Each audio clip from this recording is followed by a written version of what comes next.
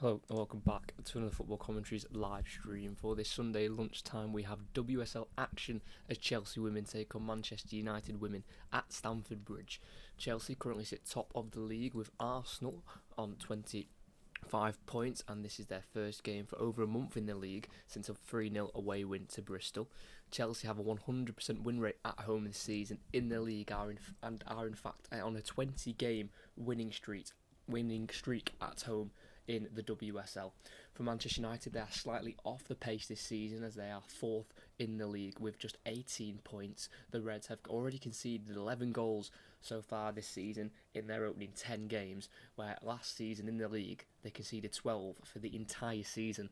These two have not met so far this season, but 3 times they did meet last season, which saw 3 Chelsea wins, which included a win in the FA Cup final last May, which ended 1-0 with a Sam Kerr winner with 20 minutes to play.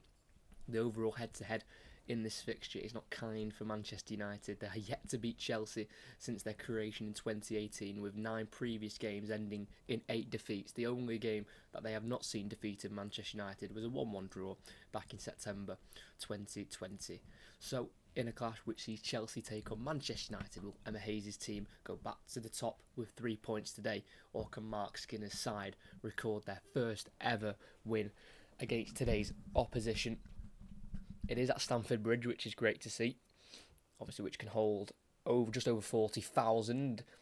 From the looks of it, I'm presuming there's going to be around 25,000 or so tickets sold, maybe more, just from having a quick glance at the stadium just there. So it's going to be great to see, especially the lower tiers packed out full of supporters, which can only be a good thing for the atmosphere in today's game, because it is a huge game. Chelsea want to go back to the top of the league. They're currently level on points with Arsenal on 25, but Arsenal played yesterday and won.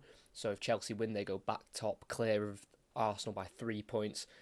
Manchester City have also got to play as well, and they're 3 points behind Chelsea, so they can go level with Arsenal, Manchester City, and go 3 behind Chelsea if Chelsea win. But if Chelsea lose, then it's all level at the top. We could have 3 teams at the top on the same amount of points, which it's exactly what you need. But for Manchester United in 4th, they've slipped off this season. They had a really good year last season, finishing 2nd in the league, 56 points, winning 18 games, only losing twice as well, and those two losses were to Chelsea in the league, home and away, when these two sides met at Chelsea's stadium. It was 1-0 back in March last year, and then when they played away at Manchester United, they won 3-1 back in early November.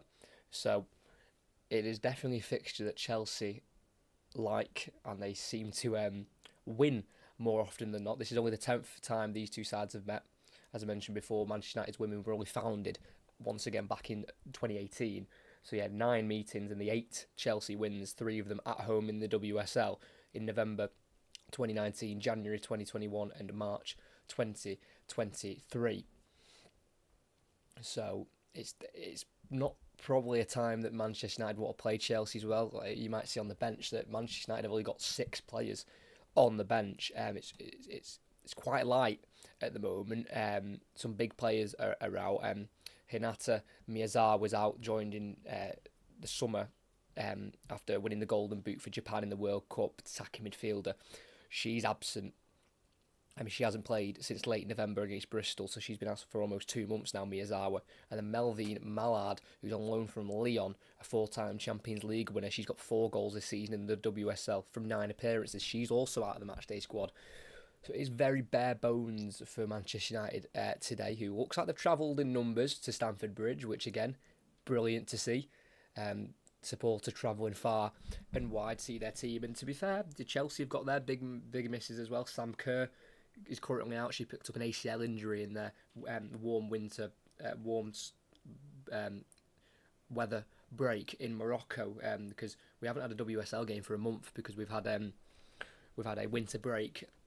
Chelsea have played twice since the last WSL game. They've played in the Champions League, which they beat Hacken in their group, which they currently are top of at the moment. And then both teams played in the FA Cup last week and Chelsea won their FA Cup game against West Ham after extra time, 3-1 at home, and Manchester United also won at home, but a bit easier against Newcastle. I think in the Championship there they beat them 5-0, so these two sides do come into this game off victories in the FA Cup, but both teams haven't played in the WSL for over a month, so it's definitely a nice little build-up, all the tension, not having a game for so long. Like I say, Manchester United need the win if they want any kind of hope of going for the league title this year, because if they lose today to Chelsea go up to 28 points, Manchester United stay on 18, that's a 10-point gap, and there's only 22 games in the season, so to try and change a 10-point gap in 11 games when Chelsea have so much quality and they very rarely lose at home, I think it'll be Manchester United out of the title race.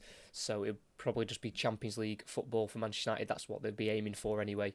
I think the league would go out of the window if they were to lose today.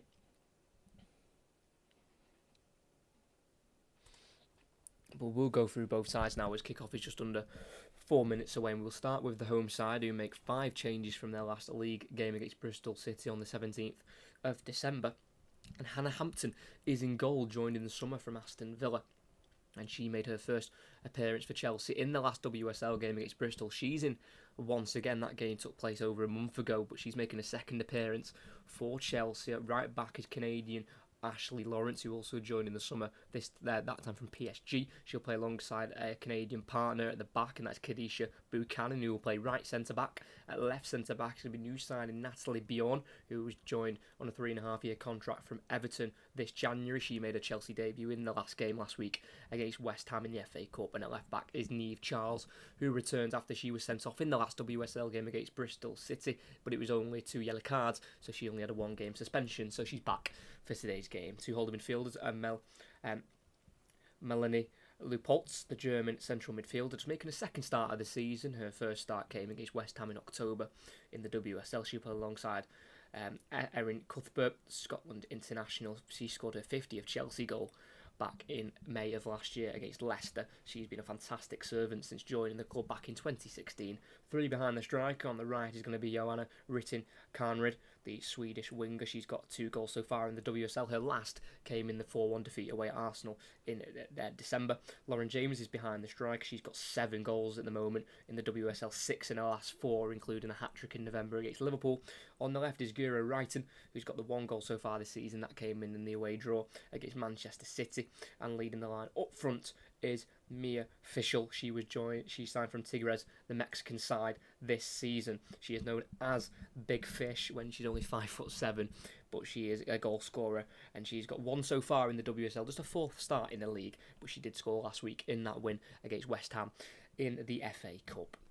So that's starting 11 for Chelsea. For Manchester United, Mary Earps in goal, making her 100th appearance for the club. Right back is going to be Jade Riviere, whose 23rd birthday is tomorrow. Maya Letitia at the back alongside Millie Turner, with Hannah Blundell at left back, who is formerly of Chelsea, spent 2 stints at the club, Hannah Blundell.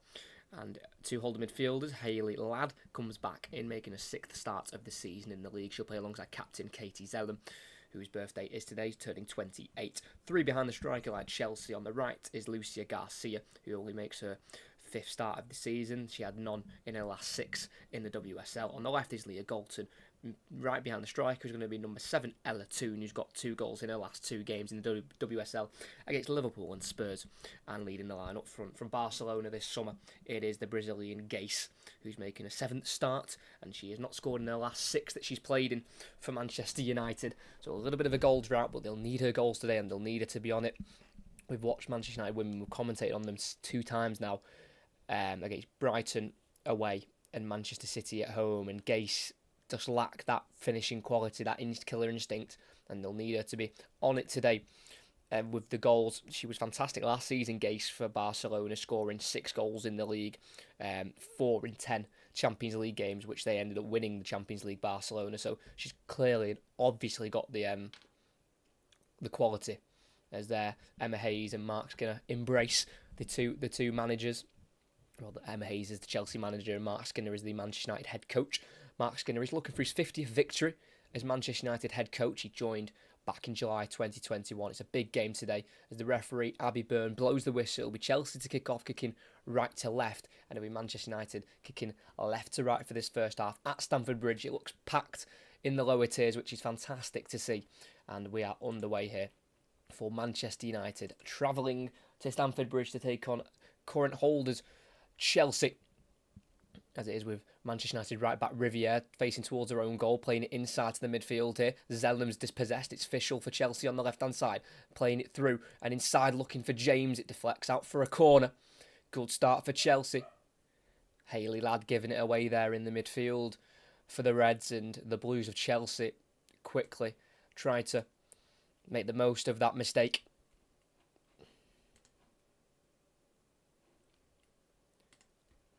So it is a corner on this near side for Chelsea. Lauren James with it. Looks like a change of hair. It's gone really afro-like. Lauren James as she goes short to Cuthbert, who crosses low towards the edge of the box, where Chelsea are going back here to Lawrence, the right back, going out to the far side, being forced to go backwards from the press from Garcia for Manchester United. It's with the goalkeeper Hampton, who clears it long first time, looking for Fischl. Header won by Turner for Manchester United. It'll be picked up here by Leah Galton, who'll go back towards Turner, chasing towards the byline, keeps it in. Finds Mary Earps, who'll calmly play it to the right centre-half here of Maya Letizia, who's got Lauren James closing it down. He's able to get it to right back Riviere. Down the line, deflects off Cuthbert. Does find Ladd here for Manchester United, who can battle away from Cuthbert. Looking up for the pass, playing it through the legs of Cuthbert, finding Gase on this right-hand side, midway side of the Chelsea half. She bursts away from one Chelsea player, but then it's cleared away by the captain for today, Niamh Charles. Good burst of pace there by Gase to get away from Chelsea's new January signing, Natalie Bjorn, Swedish centre-back, signed from Everton. This is her first start for her new club. As in the final third, on this near side, it's a Manchester United throw-in with the right-back Riviere. Throws it long in towards Toon, who flicks it into the box. No one's really chasing it for Manchester United, so it can be cleared there by Buchanan. Closest to it was Galton, and Buchanan probably had more time than she thought, but she just decided to get rid, so it'll be another throw-in. Presumably it'll be taken once again by Riviere, and it will do, and she'll get the return pass, tackled here by Chelsea's number 19, Ritten Carnrid, who goes inside to her right to James on halfway, tackled by Zellam, but the loose ball drops here to Chelsea's number 8 of Lupoltz, who finds Lawrence at right back, galloping forward, trying to take on Blundell here, if possible. She's in the final third, trying to go around Blundell towards the byline. Last touch off Blundell, and that will be a corner kick for Chelsea. Formerly of Chelsea herself, as mentioned before, Hannah Blundell spent a year at the club from 2005 to 2006, and then rejoining 2010 to stay for 11 years before leaving for Manchester United. Good battle in there between Lawrence and Blundell. Fancying a chance is the Canadian right back. Well, the best she could do is win a corner. And they'll be taken here by Chelsea number 11, Guru Wrighton, who didn't spend a month out between October and November, but she's back now, starting and playing and putting this ball in where it's been flicked on towards the far post. It's a line for Niamh Charles. Can't get the shot away. Buchanan lays it off. Shot by Lupoltz. Blocked. Volley by Bjorn, and over the bar it goes. And that's a half chance for Chelsea. Nothing more. Decent ball in the box there by Wrighton, who's flicked on by Bjorn, the new signing. It fell to Niamh Charles, who couldn't quite get the shot away, then fell to Buchanan, who laid it off for Lupoltz, whose shot was blocked by Garcia, and then the volley on the edge of the box by Bjorn sailed far over the crossbar, and it remains here at Stamford Bridge. Chelsea 0, Manchester United 0. Like I say, the last time that Chelsea lost at home in the WSL was back in February 2021, as they could take the lead here. Blundell chasing back. Chances alive for Chelsea in the area. Big tackle from Riviere. Still drops in the box to Wrighton. Laid off. James on the angle. Strikes it into the far corner. And it's an early lead for Chelsea at Stamford Bridge. And it has to be Lauren James with the goal. It is 7 WSL goals now in her last 5 appearances. She is on fire, the 22-year-old, formerly of Manchester United. And what a moment that is for England's shining star of Lauren James. Cuthbert won the ball in the midfield, played out to the right-hand side here to Ritten Carnrid, who in the box cut back, squared it towards Wrighton, who was turning, twisting, laid it back off to Ritten Carnrid, who then found Lauren James on the right-hand side of the box. It was on a tight angle. You may have thought that Lauren James could have squared it across, but instead she's gone for the shot to the far corner. And she's hit it with the outside of her boot. Slight deflection off Millie Turner. beyond Mary Earps. And Chelsea have an early lead 5 minutes in. Chelsea 1, Manchester United 0. Lauren James with the goal.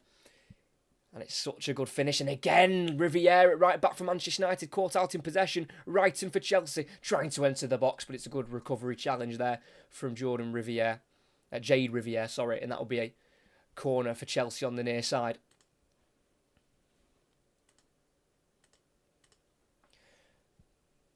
Very, very quick start here for Chelsea. And I don't think Manchester United can handle it at the moment. They are struggling to contain the pace up front as Cuthbert will send an in-swinger for Chelsea to the far post. It headed away to Lauren James, who's on the edge of the area here, been chased back towards the halfway line and goes all the way back here, midway side the Chelsea half here for goalkeeper Hannah Hampton. He will send it out to the left-hand side. It's a high one. It's just a bit behind Cuthbert, and there'll be a Manchester United throw in here.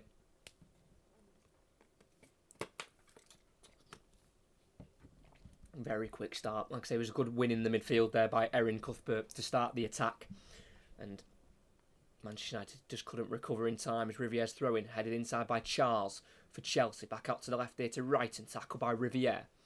Plays it forward to Gase. Loses the touch ahead of Bjorn.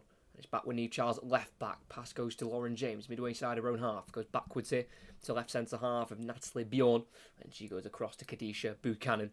And it's Chelsea in possession as Buchanan plays it forward to halfway line to Official. First time ball out to the right hand side here to Ritten Carnrid. Then Lupoltz forward to Official, who still just drifted out to this right hand side here for Chelsea. High ball towards Official, can't quite get the headed touch on. It falls to Ladd for Manchester United to left back Blundell. Midway side her own half, goes backwards to left centre half of Millie Turner. Back into Blundell, who's got a bit of time to look for a pass, not got many options really. She's been forced to go backwards here to Turner.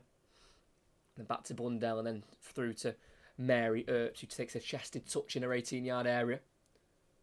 And plays it forward into the path of Maya Letitia. He will drive forward from right centre half and plays it down the right hand side to Riviere. Takes on the inside but can't get away from Cuthbert. And here is the Scottish midfielder who's just about gets it back in time to Bjorn as she was quickly pressed there by Ella Toon. And inside the Chelsea half it is Kadisha Buchanan.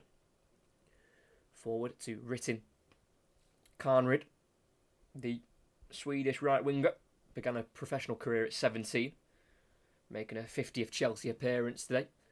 Only 3 goals though since joining last August 2022 from BK Häcken, who are currently in Chelsea's Champions League group. 2 wins and 2 draws in the Champions League so far for Chelsea. 2 wins coming against Paris FC and Häcken. Paris, who I think knocked out Arsenal in the qualifiers of the Champions League. As Chelsea are building up an attack here, it goes across to Lauren James, edge of the box, striding into the area, left-footed shot, just dragged wide of the far post. Didn't quite catch it there.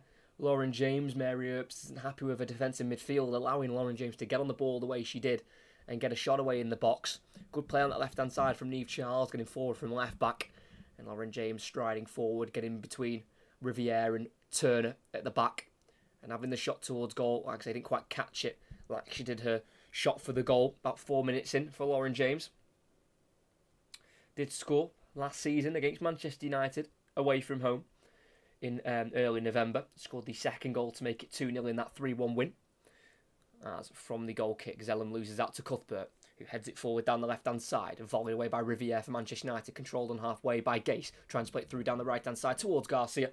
Just goes away from her, and it'll be a Chelsea throwing on this near side for left back Neve Charles to take. Who this season has signed a new deal to keep her at the club till 2027. Did come through at Liverpool's academy, a team she scored against at home last season in the WSL back in May, her only home goal in the league for Neve Charles. And so far she has found the net once, and that was away to Aston Villa in November. It's Chelsea building up from the back here. Goes into the midfield to Cuthbert, who's got Ladd following it from behind. Gets it out to Buchanan, forward. Pass intercepted by Galton in the final third. So chance here for Manchester United. It's Toon. Has to go back to Blundell. And back into her own half once more here to Turner. Got Official closing it down, finds Zellum. Moves it on behind her to Letitia, who will drive forward into the centre circle. Gets it out to the near side here to Jade Riviere. Down the line it goes to Garcia. Big touch inside of Bjorn Charles, but can't get away from Bjorn. It's now Charles down the Chelsea left. finds Fischel, can't take on Letitia. Good tackle there from Manchester United's number 4, clipping a ball into the area. Buchanan can head away out to the Manchester United left, where it will be collected here by Leah Galton. Finds Toon on the edge of the area, works a bit of room for Zellum, where she can strike it, and she doesn't catch it as well. Always rising over the crossbar, no trouble there for Chelsea goalkeeper Hannah Hampton, but it's a first real attempt at goal there for Manchester United. It was well worked by Toon to get away from Leupolz in the midfield, and Zellum's strike was played ahead of the block from Buchanan. But over the bar it went from Manchester United's number 10, Katie Zellum. And Chelsea will take this goal kick short. And it's with the left centre half here of Bjorn. Finds Charles at left back in a defensive third. Down the line here. Finds Wrighton, back to Charles. Big touch in front of her. Gets away from Riviere and plays it through here to Fischel, who's one-on-one with Letitia. Drives on the inside and plays it to Lauren James. Good hold-up play from Mia Fischel. And it's now back in the centre circle to Leupolz. So right back Lawrence. Forward the ball goes here to Ritin Carnred. And then back to the halfway line to Kadisha Buchanan, the Canadian. Joined in the summer of 2022 from Lyon, winning 5 Champions Leagues, and is also a 3-time Canadian Player of the Year as well. The 28-year-old who's yet to score for Chelsea since joining last season. As we're 11.5 minutes in here at Stamford Bridge, it's Chelsea 1, Manchester United 0. Buchanan pass forward here towards Fischel. He's got Turner, who turns away from her and plays it to Leupolz, and then forward down the right-hand side here to Ritin Carnred. On the corner of the box on the right-hand side, back heels it into Lawrence, who can't get away from Galton. Good challenge there on the far side. And Galton towards the corner flag can clear it down the line to Gase, who got there ahead of Buchanan, but the touch around her just got away from the Brazilian striker, and it's back with Chelsea again. But you can definitely tell Chelsea are in their groove so far, this lunchtime kick-off. As they start from the back through their goalkeeper, Hannah Hampton, who's number 24, was actually dropped from the England squad in October 2022 over her attitude problems, but then regained a spot in the England squad, being named in the England team for the World Cup. Obviously didn't get in the starting 11 ahead of Mary Earps, but obviously those attitude problems were dealt with. And now she's a Chelsea goalkeeper, and they've got 3 number 1 goalkeepers really, Chelsea. They've got Hannah Hampton, they've got Sachira Musovic, and they've also got Anne-Catherine Berger as well. 3 world-class goalkeepers really in their own rights. And Emma Hayes is spoilt for choice, and Catherine Berger isn't currently part of the squad tonight. Her last appearance came in that 4-1 battering at Chelsea at Arsenal at the Emirates. It's Chelsea on the ball, midway side the Manchester United half. It's Leupolz with a ball forward towards Fischel. Can't find the run of Wrighton. It's now back with Mary Earps in the 18-yard box. He will clear this first time, looking towards the Manchester United right, where it's headed forward by Bjorn. Played back by Cuthbert to Buchanan again. Chelsea straight back in the possession.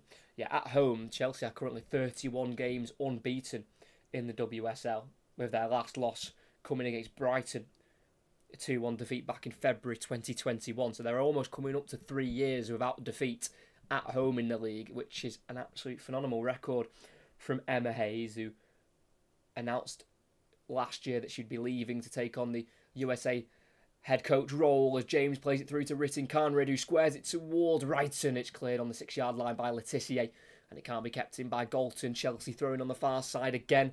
A great opportunity. A good ball played through there by Lauren James, who completed a lovely 1-2 there with Ritin Carnred. Got away from Blundell, squared it towards Wrighton, who couldn't quite get there. At Letitia, who could clear with her left foot. But I said it before and I'll say it again, they are definitely in their groove so far tonight. This lunchtime, Chelsea, who do take top spot again by 3 clear points with this win, with Arsenal on 25, and this will take Chelsea to 28, leaving them 10 points ahead of 4th place Manchester United, as Niamh Charles plays a loose pass down the Chelsea left, cleared away by Manchester United, but straight back to Chelsea's defence with Natalie Bjorn. And that's the thing with Manchester United at the moment. They're at times winning the ball back, but they're not able to keep it when they clear it forward. They're winning the ball back, panicking, clearing it long, and not being able to find anyone up front. And it just means that Chelsea can get back on the ball and build again from the back, which they're doing at the moment with right back Ashley Lawrence. 2 Canadian right backs today, with Ashley Lawrence and Jade Riviere. As the ball drops in the midfield in the centre circle here for Cuthbert. It's now back with Bjorn. 1-2 there with Reiten. Norway winger for Chelsea. Her mother actually played football at the highest club level in Norway. Guro Reiten's mother. So obviously she got it from someone. Her skill and talent. Guro Reiten, who's just got the 1 goal so far this season, scored 9 altogether in the WSL last season. 13 in all competitions, none of them against Manchester United. As Chelsea have lost the ball here, and it's back with Mary Earps in the 18-yard box. He's going to go long here, up towards the halfway line, over the head of Gase and Bjorn, and through towards Hannah Hampton, who's travelled outside of her area, and she'll send it along herself, back towards Lauren James, who loses out the header to Laetitia, forward by Turner, can't be controlled by Ladd, and it's now midway side the Manchester United half with Leupolz, out to the left here, laid off to James, back out to Reiten, through to Charles, loads of space in the box on the left-hand side, lifted cross goes in, header won by Turner, drops to the edge of the area, Cuthbert with the strike, just drags wide. That one was caught well, that was a good strike, we just dragged it unfortunately. And Manchester United are on a big spot above here. Mark Skinner, the head coach, certainly won't be happy. They're just getting ran around here by Chelsea, who've got off to a fantastic start. Obviously, with the stats we're saying, 31 unbeaten in the league at home, 20 straight wins. We know Chelsea are very solid at home, but Manchester United aren't really helping themselves.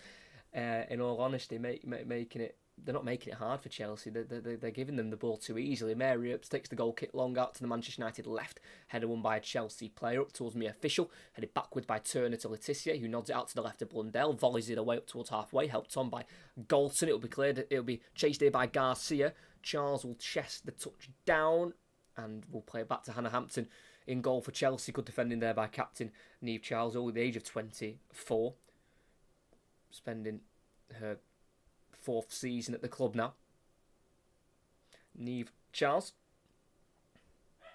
as it is with right centre-back Kadisha Buchanan, who played 4 years of college football in America before moving to France to play her football there, where she obviously played for Lyon very successfully as well.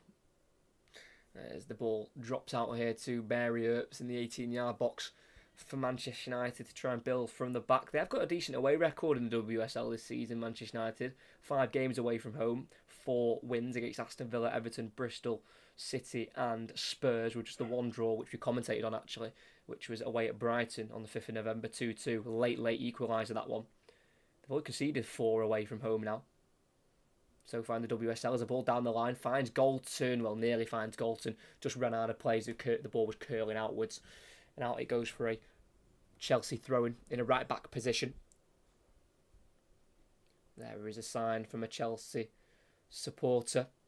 Sam Kerr, get well soon, obviously devastating news for the Australian, out with an ACL injury, picked up while they were in Morocco for their winter break. So they've got to rely on the likes of Mia Official to really step up front now for Chelsea, as Leah Galton goes over the challenge there of Buchanan, nothing given by the referee. Chelsea try and play out from the back, loose ball though, given to Garcia for Manchester United, so the away side can build in the Chelsea half. It goes back to the halfway line here to Millie Turner by Ella Toon, across to Laetitia in the centre circle. Officials closing it down, but she plays the ball out to the left, controlled by Garcia, tackled by Buchanan, loose ball drops to Toon, but I think as Laetitia played the ball forward to Garcia, the flag had gone up for offside there.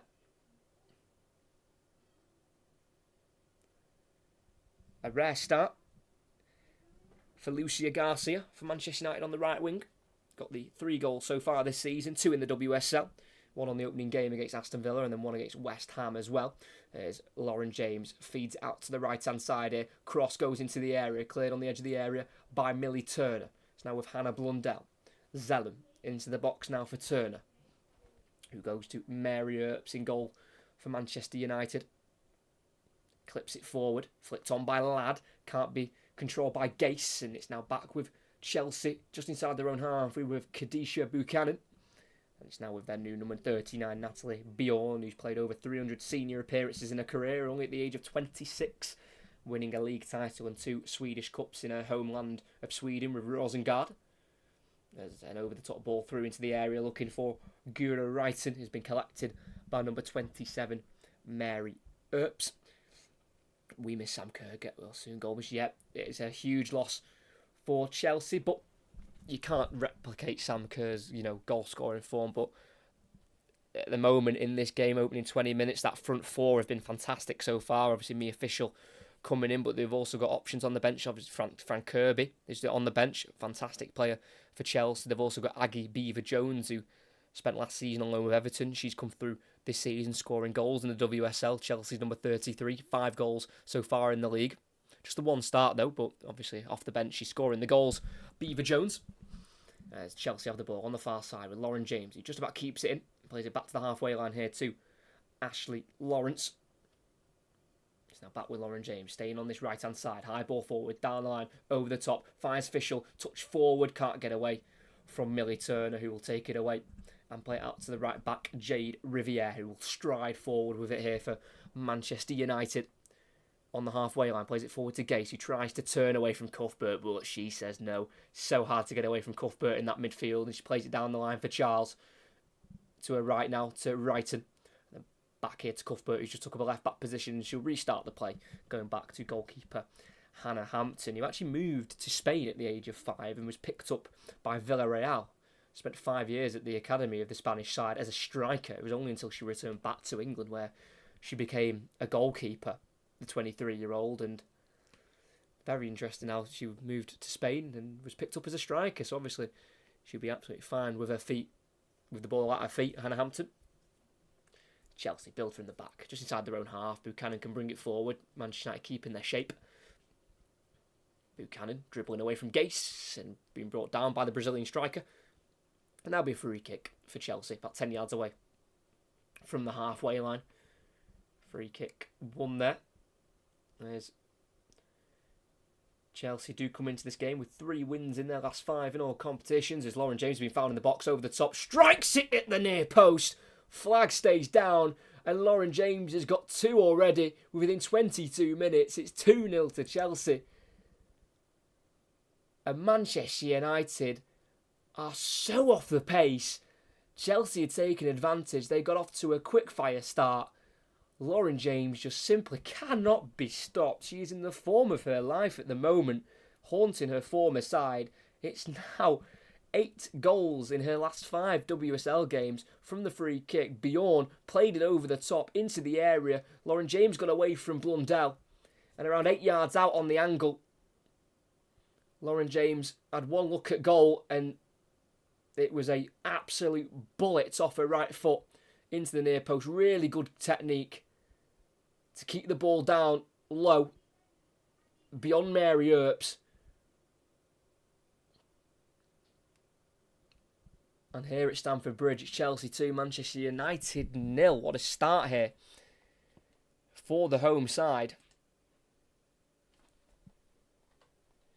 Where can I watch the match? It is on BBC Two, but I'd like you to stay here and listen to my commentary if you would like. Obviously, you can sync up maybe, mute your TV and listen to me, or if you can't watch the game and you're listening to me, I do appreciate that a lot.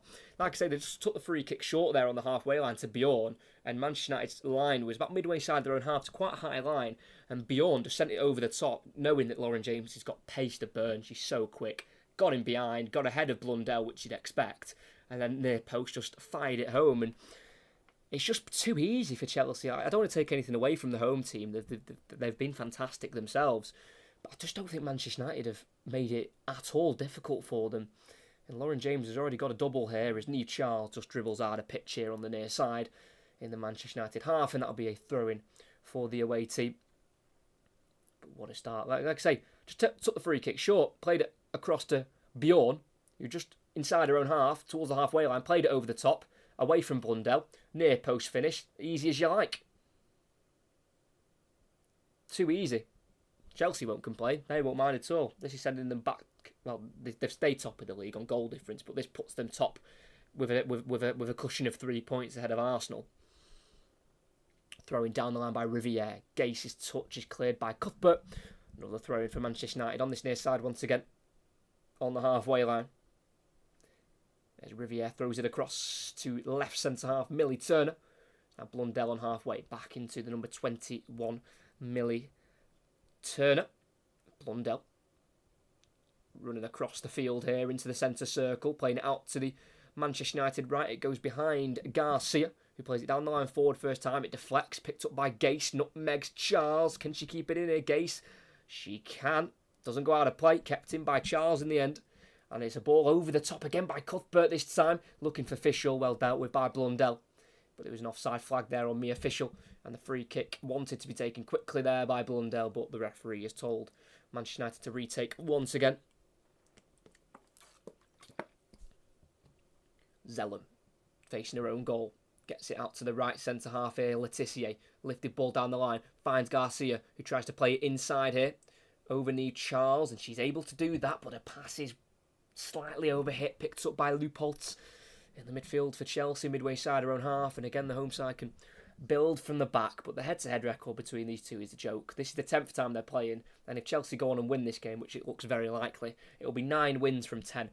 Manchester United have never won in this fixture, which I find absolutely crazy. I mean, I know Chelsea are unbelievable, and they have been for so long, but to not pick up one win, I just find, staggering in all honesty. As Manchester United have won it back here, midway inside the Chelsea half. It's Hayley Ladd playing it to her left here to Toon. Not got many options with her. Plays it back forward to Ladd and out to the left to Blundell in the final third. First time cross. It's a looper. It's one towards Hannah Hampton, who can catch with ease.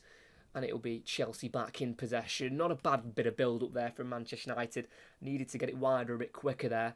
Blundell's cross wasn't great as well. Bit of a looper, an easy catch in the end for Hampton. Thanks to everyone who's here. Great numbers. If you could like and subscribe, that'd be fantastic. And on the edge of the box here, Chelsea play from the back. It's back with Hampton. Left-footed clearance, looking for Charles. Cut out by the head of Garcia, but it drops to Bjorn, who plays it forward up to the halfway line. Controlled well by Zellum. Tries to play it forward, intercepted by Cuthbert. Falls back to Zellum, who goes to the near side here to Riviere. Forward to Gase. Tries to turn Charles. Does turn Charles, but Cuthbert's there to clean up. In a left-back position here, Cuthbert goes back to Hannah Hampton. Really good midfield play. She's really good, isn't she? Erin Cuthbert. He's got 56 goals for Chelsea since joining in 2016 from Glasgow City. Was named Scotland's Player of the Year for 2023 in December.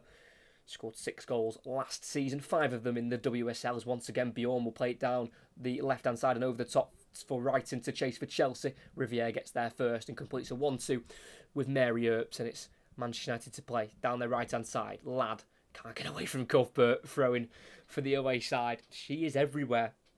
As Ladd's throwing goes up towards Gase. Header won by Bjorn, picked up by Chelsea's number 19, Joanna Ritten Carnrid. And again, Chelsea will start from the back. It's with their right back, Ashley Lawrence. High ball again, down the right channel. Leupolz can't get there ahead of Turner. Manchester United have the ball once again here with Zellum. Forward to Toon. Met by the challenge of Cuthbert. And she completes a 1-2 with Leupolz and gets it forward to James. Tackle from behind fairly by Ladd. And Manchester United have the ball again in their own half. Cuthbert is everywhere in this midfield. Great player to have. Jade Riviere sprints past the halfway line for Manchester United. Gets away from Wrighton. Coming inside there. Riviere playing it to Blundell. Ball over the top for Garcia in the box. Can't quite bring it down in the area. Hampton got there, but I think the flag was up as the ball was played over the top. Good high line there from Chelsea as Manchester United tried to find Lucia Garcia. Was she offside? Oh, not bad timed run, really. I don't think it was that far offside. Towards the edge of the box there by Garcia as Hampton clears it long for Chelsea to the halfway line. Header won by Blundell. Zellum backwards to Turner, who controls it into Blundell. It's a short pass though, picked up here for Chelsea. Chance for the home side. Can they make the most of this? Ritten Carnrid try to keep the ball away from Blundell, who's followed her all the way to the opposite side of the pitch, and she's able to release it to Charles. Cross to the far post to James, who lets it run across her body on the far side. This goes backwards here to Lawrence at right back for Chelsea. Forward and through in the box to Leupolz. Great pass. Cross.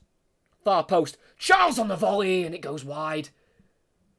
Jade Riviere, the Manchester United right back, caught napping. Niamh Charles was able to get in there behind the Manchester United fullback. Great ball through by Lawrence to find Leupolz, who put a teasing ball in a curler to the far post. Riviere just flat-footed. And then the captain, Niamh Charles, came in and it more hit a shin than a foot, and it hit the side netting at the far post. If she'd connected with that with her foot, could have been a third goal, but just almost shinned it there, Niamh Charles, and it hit the side netting. But that's a huge warning sign for Manchester United again. Riviere just falling asleep at the far post. And they win the ball back here, Chelsea, from the goal kick. Cleared, though, by Laetitia into the sky. Cuthbert heads on. Cleared by Laetitia again. Header won by Leupolz this time, and then cleared by Turner. As there is a Manchester United player down there. I think as Melanie Leupolz won the header, I think she just caught a Manchester United player slightly late there. It is the captain, Katie Zellum, who's just stayed down, and this allows all the players to come to the near side and have a bit of a tactical chat with their head coach and manager here. Let's have a look. Leupolz went up for the header, elbow slightly leaning in, and in fairness, I mean, I don't want to be I don't want it to seem like I'm being soft, but that's probably a free kick. I know you meant to lean with your elbow, but she leant in with the elbow a bit too aggressively for me. And no free kick given. I presume it'll be a drop ball for Chelsea the day with the team on the ball, but both sides just get a bit of tactical info, and I think the team that need the tactical info are definitely Manchester United, who are struggling. I think Emma Hayes will just be telling Chelsea to just do more of the same, really. And Manchester United do need to sort out their ideas as quickly as possible. Their biggest loss against Chelsea, Manchester United, was a 6-1 defeat at home in September 2021. Sam Kerr got 2. Kirby, Harder, Spence and Fleming scored as well for Chelsea. Russo did score for United to make it 3-1, but we could have a similar scoreline if Chelsea keep this up till half-time and then onwards into the second half.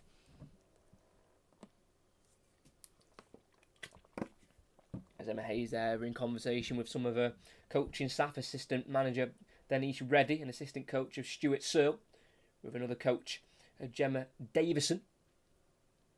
There's Katie Zellum there just on the touchline, waiting to be allowed back on after receiving some treatment after that elbow in the back of the head, as she's allowed back on the pitch. I'm going to say field and nearly said pitch.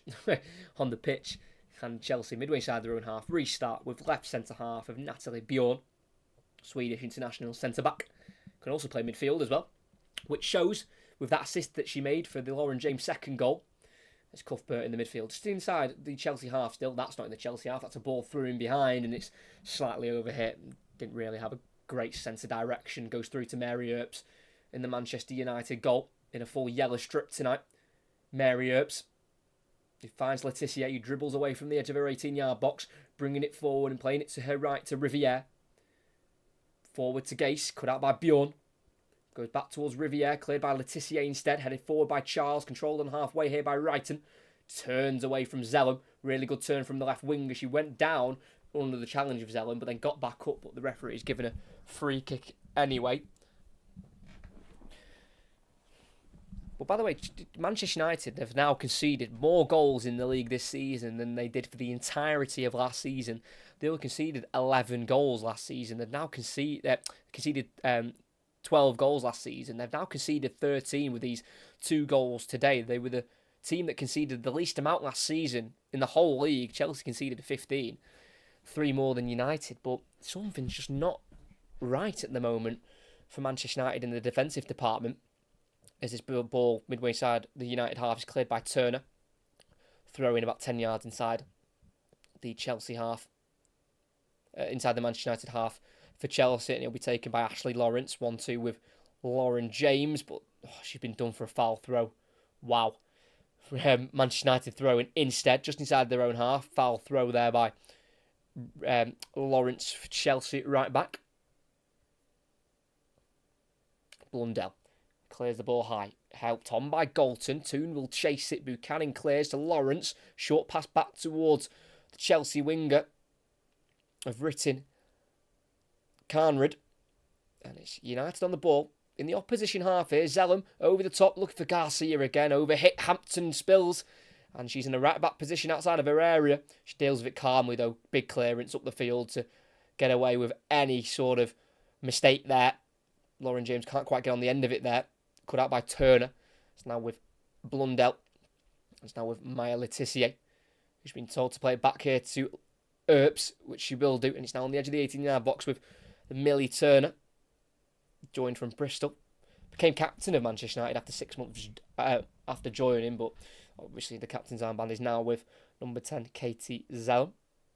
Earps, clip ball out to the left back, Blundell brings it down nicely, tries to take on Ritin Carnrid. She can't do so, trips the Chelsea winger over eventually there, Blundell, as she tries to get around her, and that'd be a free kick for Chelsea. Well won that by Joanna Ritin Carnrid, former BK Häcken winger. Finished third place in the World Cup with Sweden. In the summer, there's Neve Charles, ball forward, it's a high one, headed away by Zellum. Picked up by Leupolz, tackled by Toon, a loose ball drops to Zellum in the centre circle. Left-footed ball towards Galton, who nods it forward, not dealt with by Bjorn. Gase, forced out to the right-hand side here, charges forward into the area, puts the cross in, and it's had to be tipped away by Hampton. First real chance of intent for Manchester United, and it's nearly ended in a goal. It was well worked by Gase, who was forced out to the right wing position. Poor clearance there by Bjorn for Chelsea, signed this month from Everton. And Gase in the area put a ball across. It was aiming towards the goal, in fact. Galton was closest to it in the 6-yard box. Tipped behind for a corner. On the far side, it'll be a right-footed in-swinger from captain Katie Zellum. In it goes, near post, header won by Wrighton. It'll fall into Blundell on the far side, who will keep it in just about and plays it back to the halfway line here to Riviere. Clears it ahead of James. Forward towards Ladd. Headed away by Buchanan to the right back Lawrence.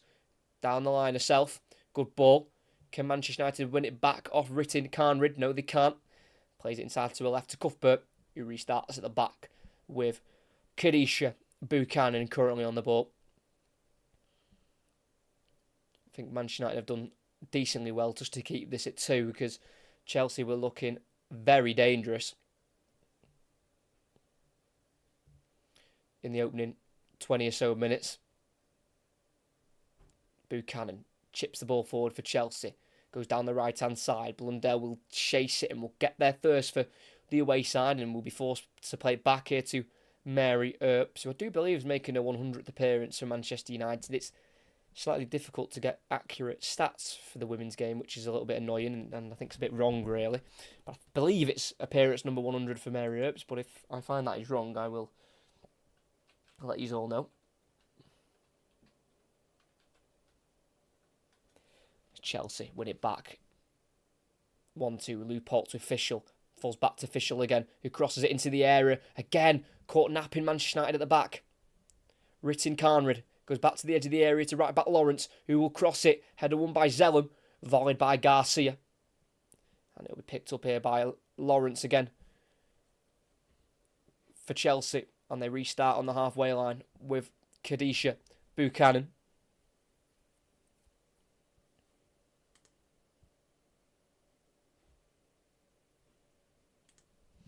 Hannah Hampton now for Chelsea.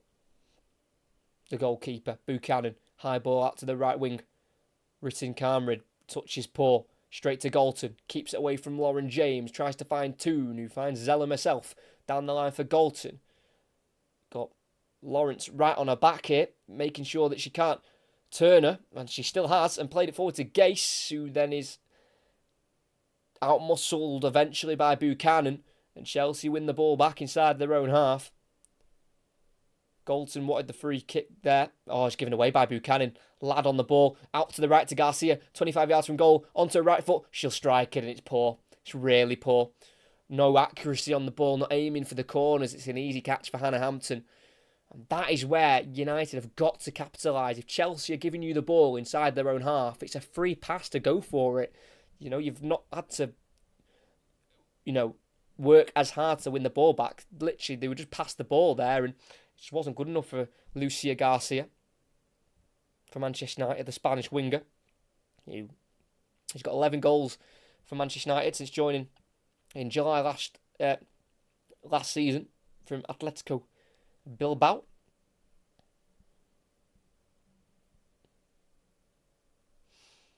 We've just got over 5 minutes left of this first. How to watch live. This is on BBC Two in England, or in the UK.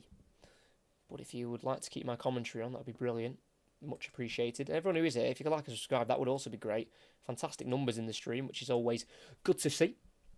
Better than usual, anyway. As Manchester United have won it back off Lauren James. Garcia tackled, not fairly, by, I think that was Melanie Lupoltz, the one who committed the foul there.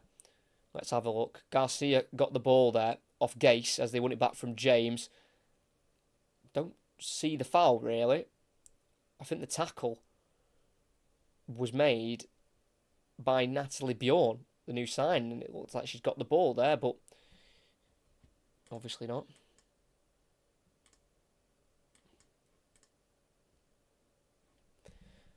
So, it's a Manchester United throwing halfway line on this near side. Riviere wants to throw the ball forward if possible, and she will do, looking for Gase. It goes over her head and then headed away by Charles. Cuthbert volleys away down the Chelsea left, headed away by Letitia, throwing for the home side, met by a round of applause by Emma Hayes, who, again, could be wrong, so don't quote me on it, but I believe this is her 200th game in charge in the WSL. When she first took over at Chelsea, it was actually a really ropey start. 13 losses in her first 19 from 2012 to 2013, but that is quite obviously changed, as they are obviously the WSL champions for this year, and they have won it 4 years in a row. The WSL won 6 of the last 7 league titles, Chelsea. Last time they didn't win it was 2018-2019, where they finished 3rd. That's Blundell for Manchester United. Lad on halfway, forward, out to the left. It's a high ball beyond Buchanan. No, it's not beyond Buchanan. She'll get there at a Toon and clear it away. And that'll be a throw-in for Manchester United. Midway side of the Chelsea half on that far side. Well dealt with there by Buchanan on Toon. As they've played it back here into the United half to Letitia. Riviere at right back on halfway, driving forward, trying to get away from Wrighton. Lays it off here to Garcia in the final third. Relays it back into Riviere. It goes inside to a left here to Zellum. High ball into the area towards the far post. Header won by Lawrence. Helped away. Only as far as Blundell. It'll drop to Garcia on the edge. Hooks it out to the right to Gase, who controls it. Keeps it away from one Chelsea player and a second.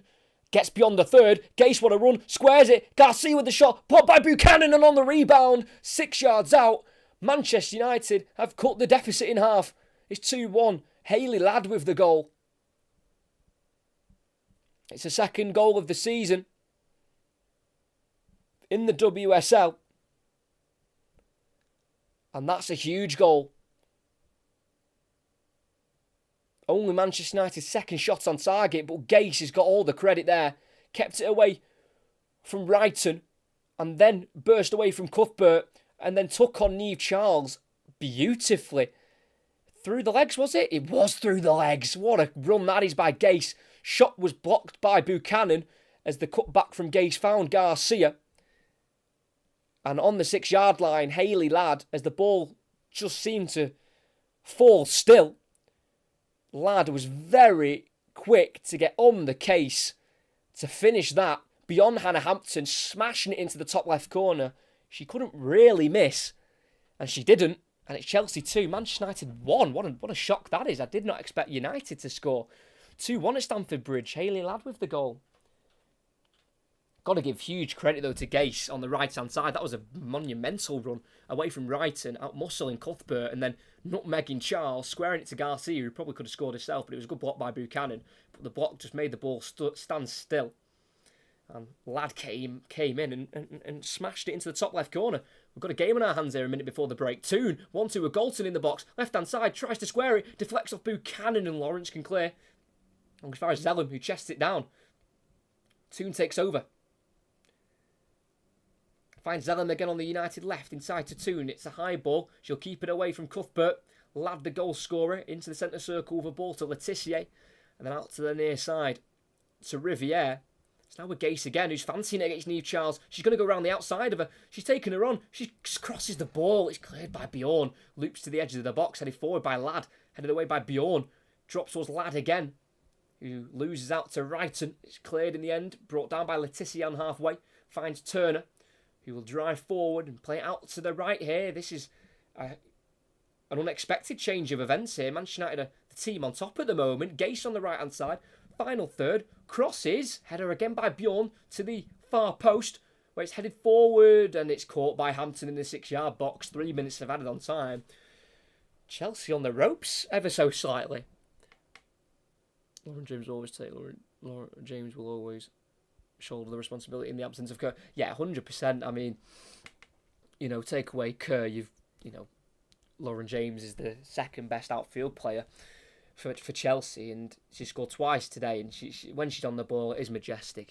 She's one of them. It's cliche, but she's one that just floats on the ball, just glides across the field, and is a very elegant player. And she's fantastic to watch. And she will really need to step up in the absence of Kerr, and she's done that in the last few months in the WSL. As I mentioned, she's now got 8 goals in her last 5 in the WSL with the brace today. As Manchester United have been dispossessed by Niamh Charles in a left-back position. It's on the halfway line here with Melanie Leupolz. Who, in fact, the German midfielder gave birth in October 2022. She returned during the winter camp last year in 2023, and she said that she was a little afraid to tell the club, but the reaction was amazing. Obviously, it's such a big deal in the women's game, the players wanting to start families, and that takes up a year of your career, really. Obviously at least 9 months of your career. It's a big decision to make, but she's returned obviously in 2023, and now in 2024 she'll want to really push on and get a starting place in the midfield if possible, as Hannah Blundell tries to play it back there towards Mary Earps. It goes out of play for a corner on the far side. Not really something you want to give away with a minute to go before the break, especially when you've just got yourself back in the game with a goal that came out of nowhere, really. Individual brilliance from Gase created the lad goal.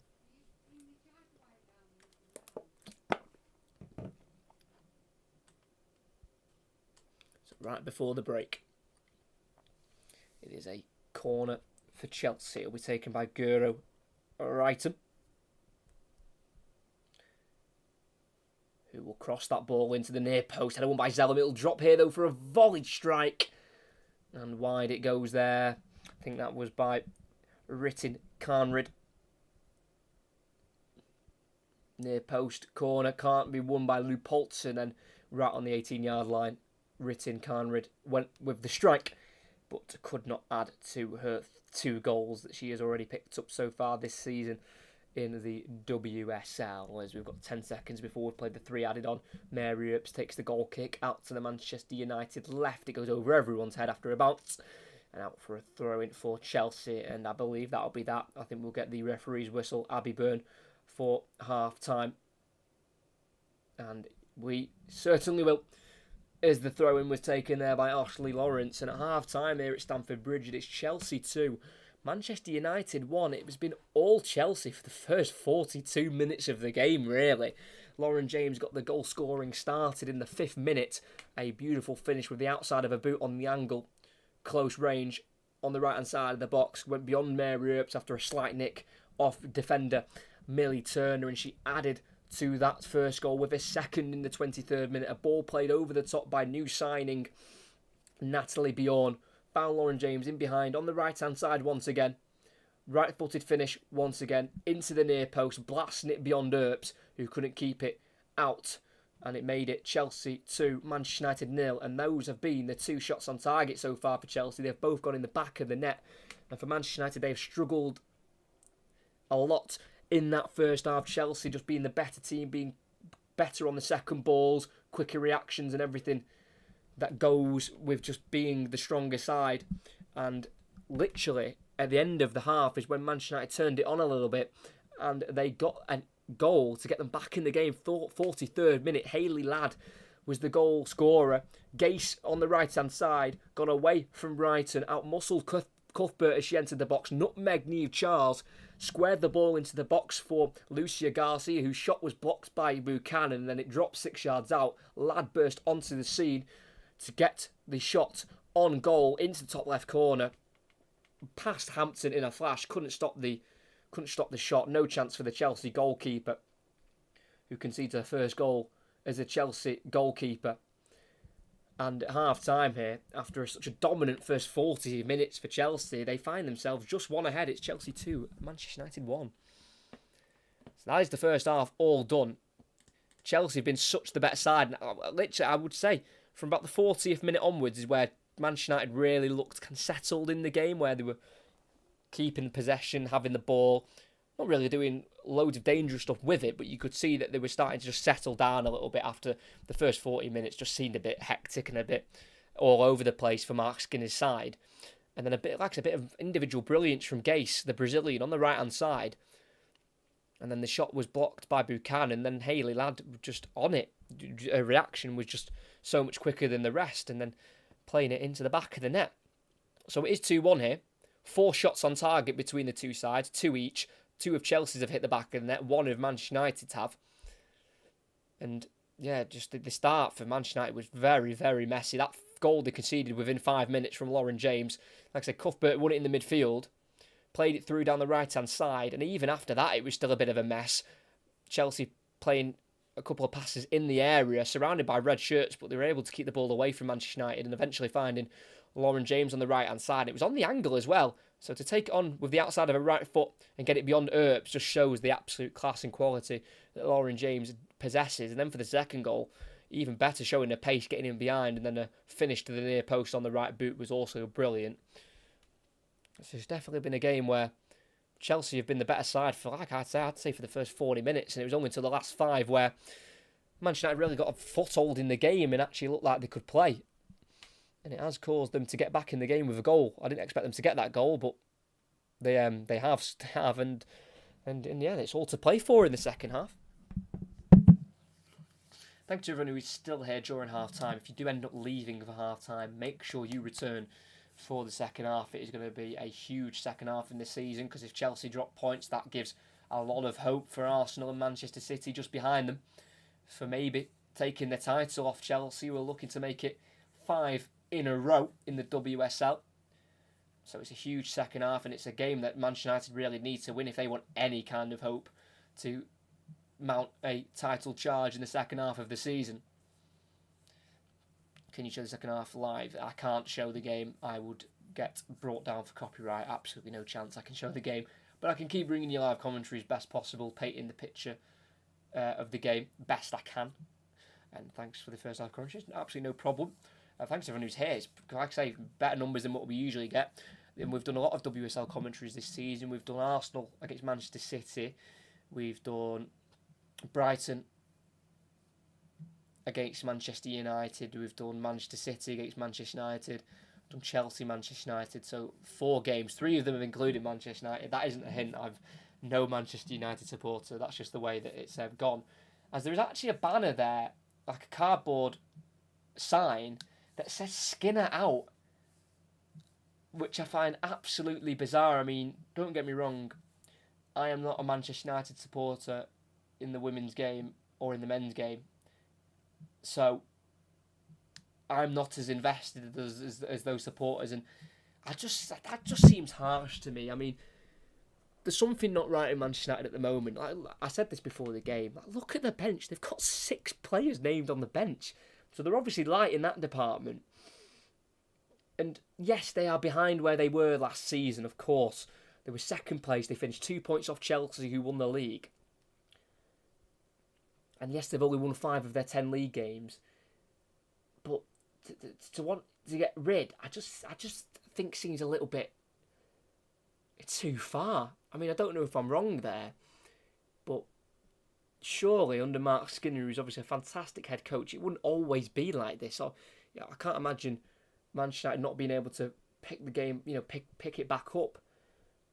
I just don't think the bad form has lasted long enough for him to get sacked. I mean, I don't know. I mean, I could be wrong, and I might be seeing it from a naive point of view, but I really just don't believe that the bad form for Mark Skinner has gone on long enough for him to get the sack. I mean, like I say, he's looking for his 50th win today as Manchester United head coach. This is his 78th game in charge. He's got a 64% win rate. And that last 5 minutes of the second half clearly shows that they can play football, Manchester United, when they want to, especially against the best, one of the best in the world in Chelsea. And, you know, a loss today, they would be 10 points behind Chelsea at top of the league. But, you know, changing the manager doesn't always fix everything. I think people need to remember that. And he's, like I say, he's clearly got a thin squad. It's 17 in the matchday squad today for Manchester United. And on the bench, they've got the likes of, you know, to be fair, it's quite an experienced bench, in all fairness. It's not like it's, you know, it's full of youngsters, you know, the likes of Lisa Norsland, she's 28, the Norwegian defender and midfielder. Gemma Evans as well, 27 years of age, joined in the summer. Irene Guerrero as well, who's on the bench today. Only made one appearance so far. And that was against Everton back in October. She struggled a little bit with injury. Nikita Paris, I'm surprised she's not starting. She's had an unbelievable season. 10 goals for Nikita Paris for Manchester United in 13 previous appearances so far this season in all competitions. Got 2 in their last game in the FA Cup against Newcastle United. And then Rachel Williams as well, the 36-year-old, turned 36 in January. The 10th of January this year. She's been good for goals off the bench, 4 in the WSL. A 92nd minute winner against Aston Villa. Scored 2 off the bench against Everton. Scored a 98th minute equaliser against Brighton as well. And then got a goal each in the FA Cup and League Cup. So they've definitely got options off the bench to change the game. They've got goals on the bench for sure. But it does look like in that last 5 minutes or so of that second half, they were just starting to look like they could actually cause Chelsea some danger, which they hadn't done for the majority of the first half. But it's a big week for Chelsea as well, as they want to qualify out their group. They've got a big game at home again against Real Madrid on the 24th of January before they travel to Brighton away next weekend, and then in the week after they've got Paris away. So it's a big end to the month, big 10 days for Chelsea and Emma Hayes for Manchester United. They've got a derby in the week in the League Cup group stage in the Conti Cup. I think it's still called Conti Cup, I don't know, can't remember. But in the League Cup anyway, in the group stages, they've got Manchester City away, and then they've got Aston Villa next week at home, who are struggling massively this season, Aston Villa, in the table, even though they've got a decent squad, the likes of Rachel Daly and Jordan Nobbs. They are starting to pick it up ever so slightly. Aston Villa with 3 wins from their last 5, but they started quite horrifically this season, Aston Villa, but they're starting to slightly climb themselves back up the table.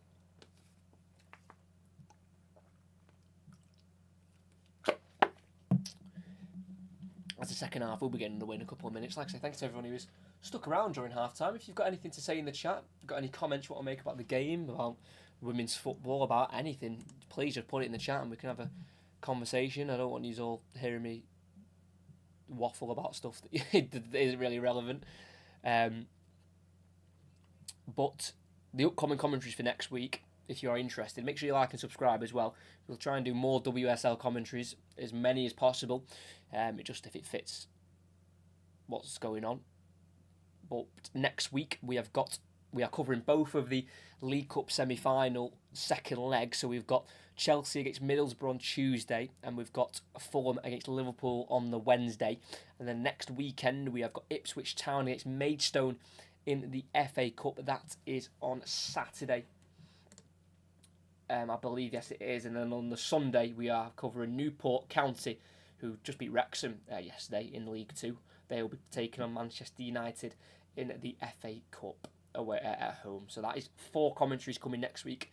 So we've got Chelsea, Middlesbrough, Fulham, Liverpool, Ipswich against Maidstone, and Newport taking on Manchester United. So they are the 4 coming up next week. Make sure you come and check those out if you would like. That would be much appreciated. But thank you to everyone who has liked and subscribed in this stream. It does help out more than you believe. And there will be a WSL or women's commentary coming up as soon as possible. I'll try and fit one in the next coming weeks. Obviously, we've had the winter break in the last month from the WSL.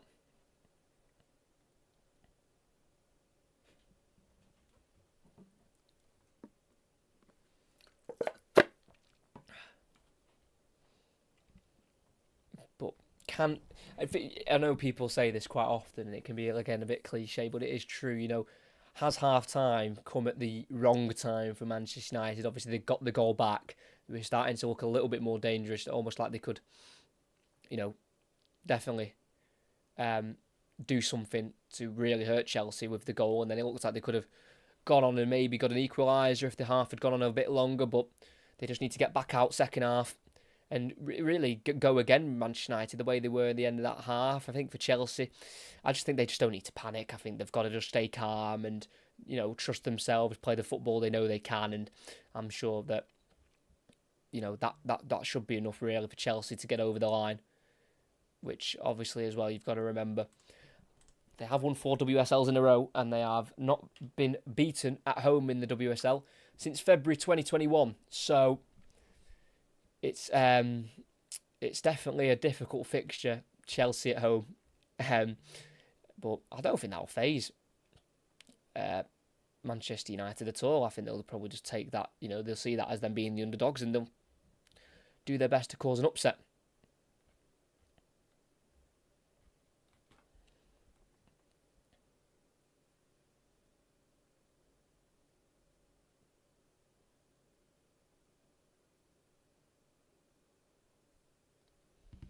But they're just showing there Arsenal's 2-1 win at home yesterday to Everton. Winner just before half-time, scored by Beth Mead, who obviously herself has come back from an ACL injury this season. Also Miedemar as well. And Leah Williamson is close to a return. It's just upsetting, and it's annoying as well, the amount of ACL injuries that occur in the women's game. Obviously, Sam Kerr is the latest to be hit by the awful injury, and it's not like it's a 2-3 month injury. It's 8-9 months, pretty much guaranteed that you're out for. And I know there is a lot of work being done investigating why they occur so often, and hopefully we can try and do more to avoid them happening in the women's game, because we don't want to be losing a player like Sam Kerr for so long. I don't think opposition teams will mind her missing, but I think the way that she's got injured is definitely one that no one will want to really, no one's going to be happy that she's been injured in that way. I feel like that's just a non-written rule in football. You never celebrate anyone getting injured. As close of a rival as they are, if you celebrate another player getting injured, I don't know, it doesn't sit right with me personally. But it will definitely be a positive that she isn't going to be around for the rest of this season, and probably the start of next as well, or she'll probably just return for the start of next season, probably. Sam Kerr. Again, you can watch the game live, BBC Two in England or the UK. Away from the UK, I have no idea where you can watch this game. So, the sets of players are out for the second half, where it is Chelsea 2, Manchester United 1. Chelsea very dominant in the first half, but their lead was cut in half at the end of the first 45 by Hayley Ladd for Manchester United. A goal a little bit out of nowhere. Manchester United have been very poor that first half, but in the last 5 minutes they were just able to turn the switch ever so slightly and get themselves back in the game with the goal. Both sets of players are just doing a little team huddle to get themselves hyped and ready for this second 45. As at the moment it is Lauren James, the real difference maker. As it looks like we might have a Chelsea change here. Obviously Emma Hayes didn't like what she saw at the end of that first half. It looks like number 6, Sioke Newskin, is going to be coming on, joined in the summer from Frankfurt. Don't think that change will be made straight away, but she's definitely ready to be called upon whenever needed. So that might be a change that's made if no things change in this second half for Chelsea, as United have already lost the ball from their kick-off here. It's with right back Lawrence. It'll go out for a throw-in for Chelsea there, just deflected off Leah Galton.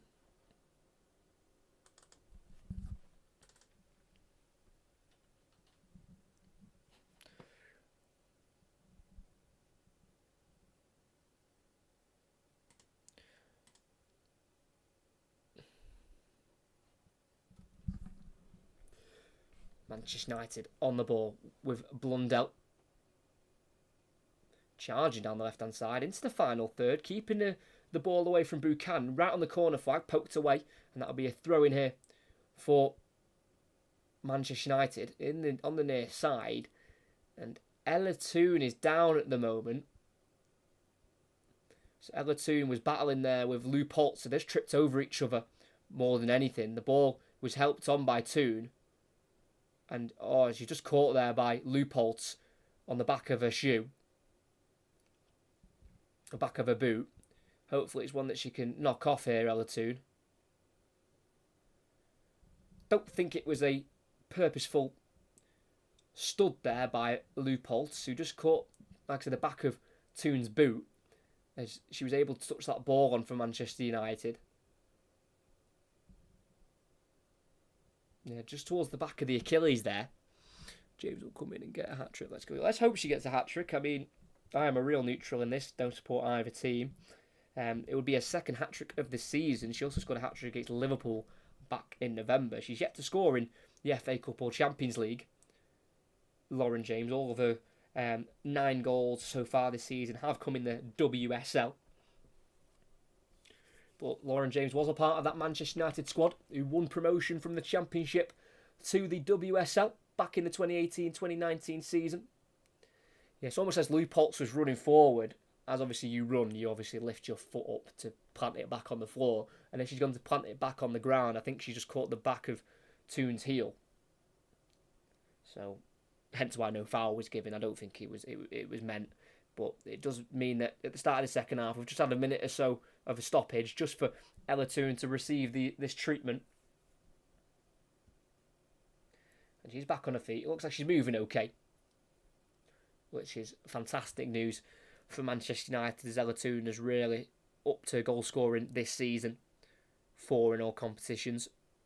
3 in the WSL, 2 in the last 2. As from the throw-in, Gase receives the ball. He's tackled by Lawrence. Back out for another throw-in on the near side. Again to Gase. Can't work it back to Blundell. Cleared for Chelsea. Drops to Lauren James. Inside to Cuthbert. Cleared first time up to the halfway line. It'll be picked up here by Manchester United's Letitia. Now Turner. Back into Letitia on the halfway line. Fischel is the closest to her. And she'll go backwards here to Mary Earps on the edge of the 18-yard box. Turning 31 in March. Mary Earps, whose contract is up at the end of the year. She's been heavily linked to Arsenal. There's a clearance forward. He's headed away by Charles for Chelsea. And that'll be a throw-in in the right-back position for the away side. They were unbeaten, Manchester United, in their first 6 games in the league this season. But unfortunately, out of those 6 games, only 3 of them were wins against Aston Villa, Everton, West Ham. And then they picked up 3 draws against Arsenal, Leicester and Brighton, and especially that Leicester draw at home. That's games you've got to be winning if you really want to be in the shout for the league title. As Garcia on the halfway line, passes the halfway line in the centre circle, playing down the left, looking for the run there of Gase. Just can't get it in front of her. Cut out by Lawrence. Hampton forward to Buchanan, who turns away from Garcia. Good turn there, and away from Toon. Finding Bjorn at left centre back, playing it forward to the halfway line. Wrighton. Back to Bjorn, to the left back Charles, right-footed ball forward, headed away by Letitia, controlled by Riviere, back into Letitia, who then goes back to Mary Earps here as Manchester United keep possession of the ball. Earps forward to Zelen, back into Earps again. Clears it forward, down the Manchester United right, header won by Charles, controlled by Cuthbert, brought down from behind there by Hayley Ladd, the Manchester United goal scorer. And she will be booked for that one. The Welsh midfielder scored a 9th goal today for Manchester United. Ooh, yeah, that's a nasty one, that. Caught Cuthbert on her Achilles. Bit like Toon there, but that was a bit more full studs on the back of the Achilles. That would have been a painful one for Erin Cuthbert, and that's a rightly given free kick and yellow card for me by today's referee, Abby Byrne, who has refereed one Women's FA Cup final. That was Manchester City's win against West Ham in 2019. From the free kick, Chelsea will send it into the area. It's a deep ball to the far post, helped on by Buchanan. Fischel tries to volley on, but by Letitia and cleared down the Manchester United left, where Gase will try and get there at a James. Last touch off the Chelsea player.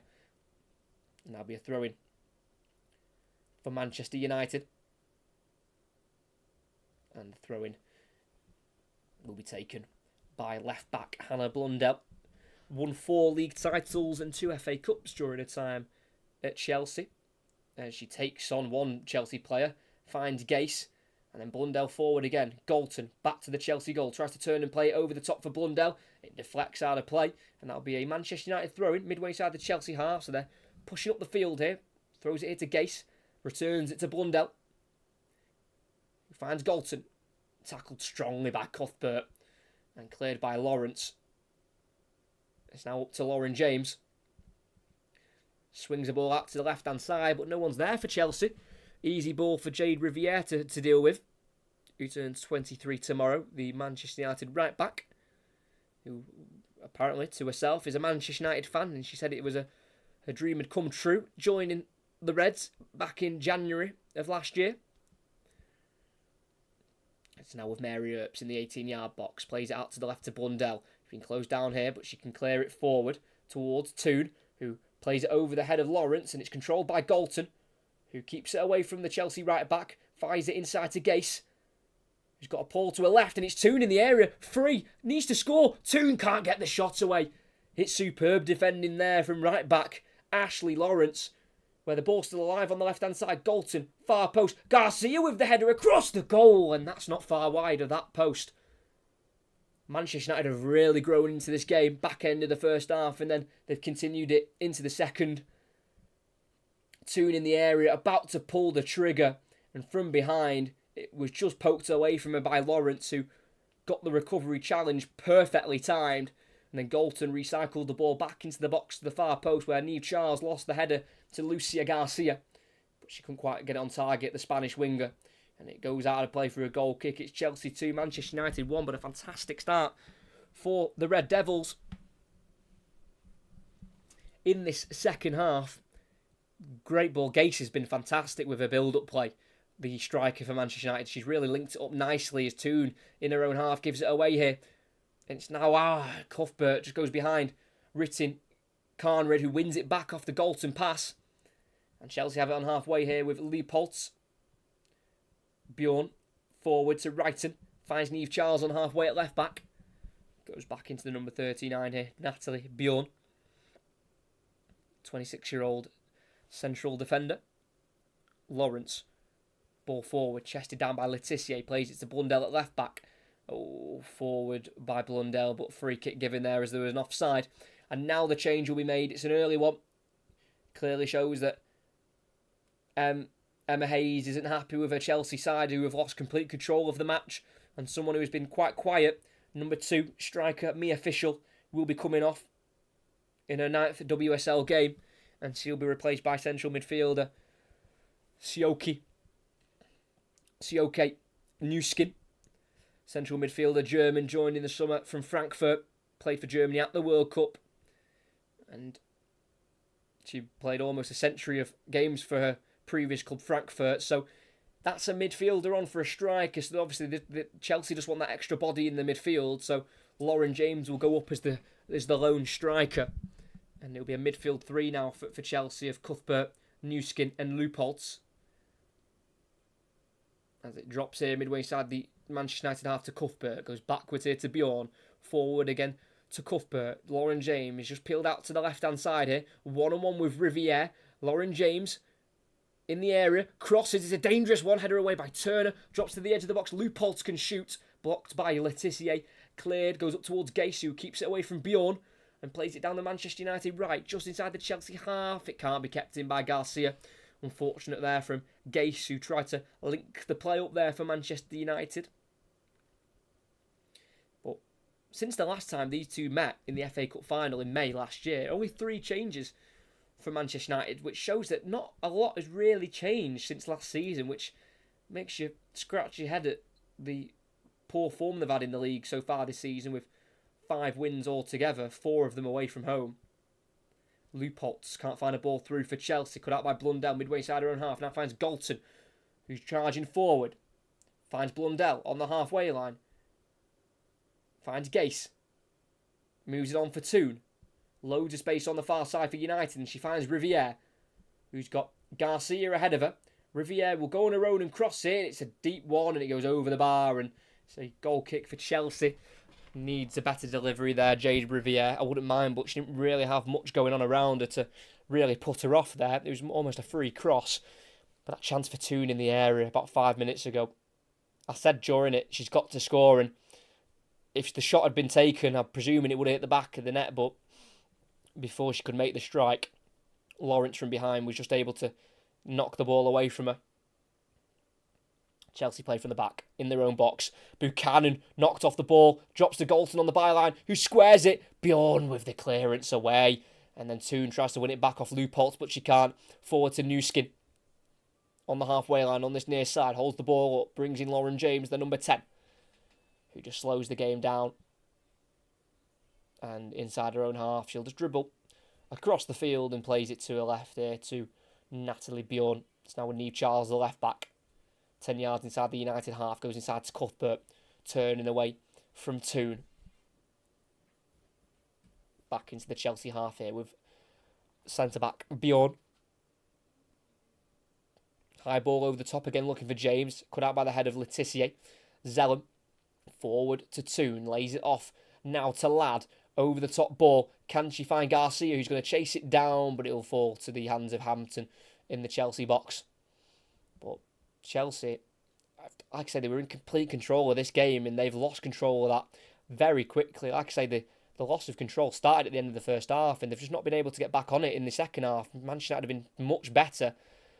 They couldn't get much worse, in all fairness, at the start of the game. But Chelsea do have players to call upon if they need another goal. Frank Kirby, Helena Shankovic, Aggie Beaver-Jones as well. There's Gase on the left-hand side for Manchester United. Tackle by Buchanan, throwing for the away side. It is 5 wins from 5 for Chelsea against Manchester United in the history of the fixture. Biggest home win was 3-1 and 4-2. As Chelsea have been dispossessed. Garcia in the box. Can she get a shot away? She gets beyond the slide tackle. Bjorn cuts it back. Ladd wants the second. Toon takes over. Falls to Ladd again, who shoots. Big save from Hampton. Still alive on the edge of the box. Zellum crosses. It's blocked by Newskin. And that will be a throw-in for Manchester United. Bad giveaway again from Chelsea. And they're really letting United back in this game. Galton on the left wing. Try to turn away from Lawrence. Good turn there from Galton. Playing it across to the right to the edge of the area to Toon. Galton out to the left to Blundell. Cross, it's miscued from a left foot. And it'll go over the bar for a goal kick. But again, Chelsea gifted Manchester United an opportunity. Lost it in the midfield there, Cuthbert to Toon. And then Ladd played it forward to Garcia, who's one-on-one with Bjorn. Sat her down once, and then cut the ball back there. Garcia and Toon and Ladd couldn't quite make up between them who's taking it on. It deflected off Lawrence into the path of Ladd, who was able to get the shot away. Saved by Hampton, and then the attack died down there.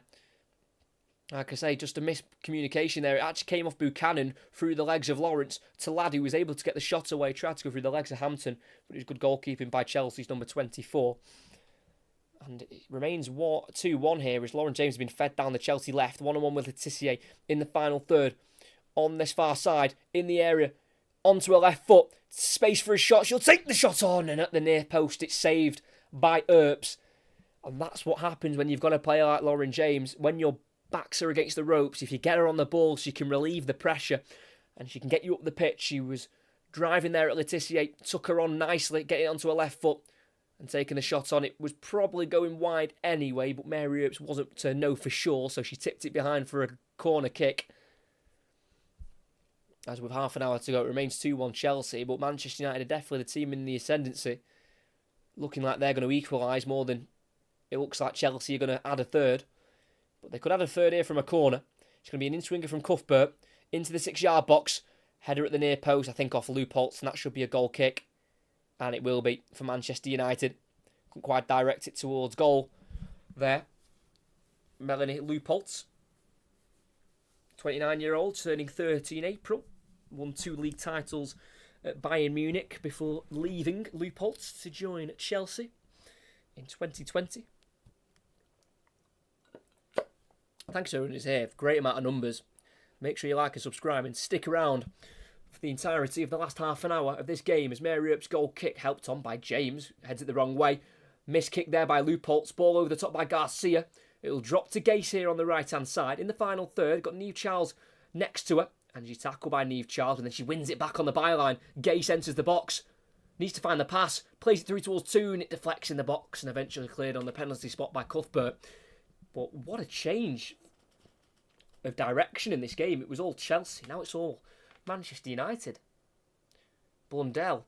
Pass intercepted off a Chelsea player, but she gets the return ball. Galton tries to find Blundell, cut out by Ritten Carnrid, who gets it to right back Lawrence, who charges forward beyond 3 Manchester United players. Too easy there. Enters the United half and lays it off here to Newskin. It's now into the midfield to Cuthbert. He's got Garcia chasing her. She's dispossessed by Cuthbert. Ball will drop towards Bjorn, who clears ahead of Gase for Chelsea. All as far as Zellum. Ball given away by Ladd. Headed forward by Ladd, controlled by Newskin. For Chelsea, he'll play it forward in between the lines, finds Lauren James. That's a great ball in the United half. Lauren James now will charge down the right-hand side. One-on-one with Turner. Trying to enter the box here, Lauren James. Standing up one-on-one here with Turner. Isolated with the centre-back.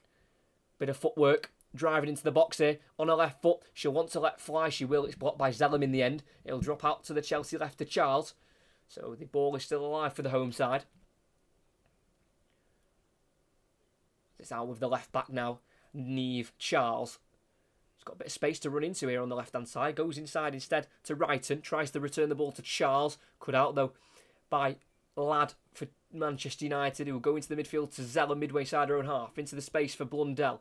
Galton will take it instead. Tries to play it to Blundell, but the pass is short. Cut out by Lawrence. Charging forward into the final third. Being followed by Galton and tackled by Galton. And the United winger can play it down the line, but it can't find Blundell.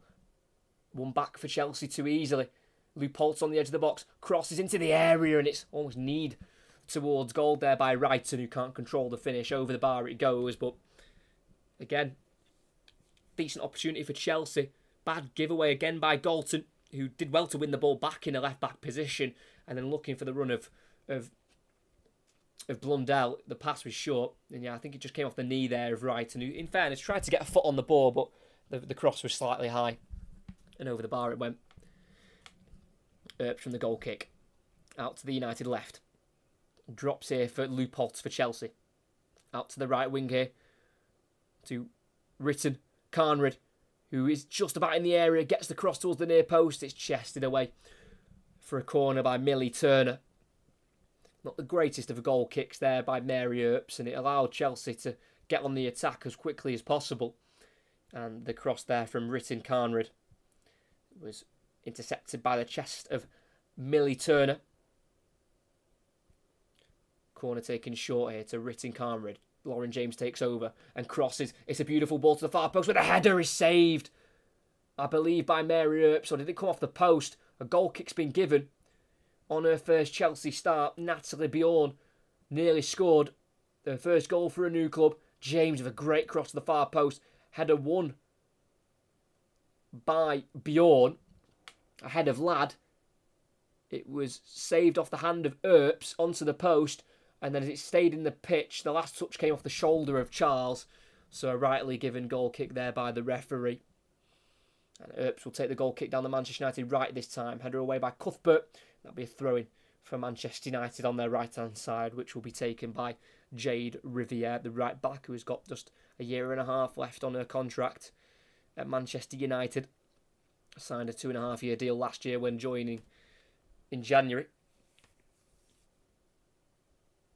As we've got 25 minutes to play, Manchester United are still well in this game, and we've had a stoppage here before the throw-in's been taken, as Hannah Hampton, the goalkeeper's gone down, struggling, and it looks like it's a wrist possibly. So both sets of players just get themselves in a little bit of a team huddle, whilst Hannah Hampton, the Chelsea goalkeeper, receives treatment, which looks like there's a problem with her right wrist. That looks like what's causing her the discomfort. Not quite sure where she picked up that injury from. Hopefully they might get us a replay to show where she may have picked up this injury. But we've got a stoppage at play at the minute. We've had a couple already. One for Toon at the start of the half, and then now one for Hampton. So we'll get at least a minimum of 5 minutes added on, I believe. As Hampton is putting her glove back on, as she did take her right glove off. Obviously getting her opportunities in the WSL for Chelsea this season. Making a debut last time out against Bristol City away last month, and then starting again in the WSL on her home debut. So she's been treated, and I think they're going to show a possible reason for the injury. The lad shot. No, it couldn't have been from there. She saved the lad shot with her feet. There's no way she could have picked up an injury there. So a bit of a mystery why her wrist was hurting, but it seems like it's okay for her to continue, and we're back underway now inside the United half. Earp sending it out to the left here to Blundell in a left back position, midway side her own half. Finds number 21, Millie Turner, who before Manchester United came through at the likes of Stockport County, Manchester City and Crewe, before joining from Bristol in 2018. Blundell plays it forward into the Chelsea half for Gase, turns straight into Buchanan, and Chelsea win the ball back. Poor ball that down the right hand side there. I think that was by number 6, Sioke Newskin. Throwing for the away side.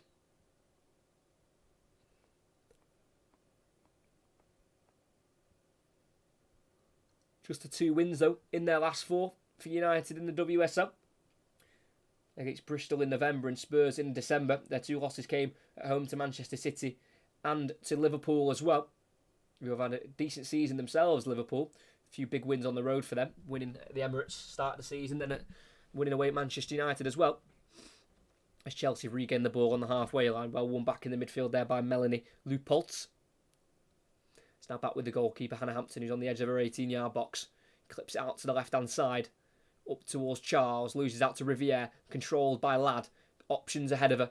Goes inside to Toon, who heads it out to the right-hand side to Garcia, who's coming back from an offside position, and that will be a free kick for Chelsea.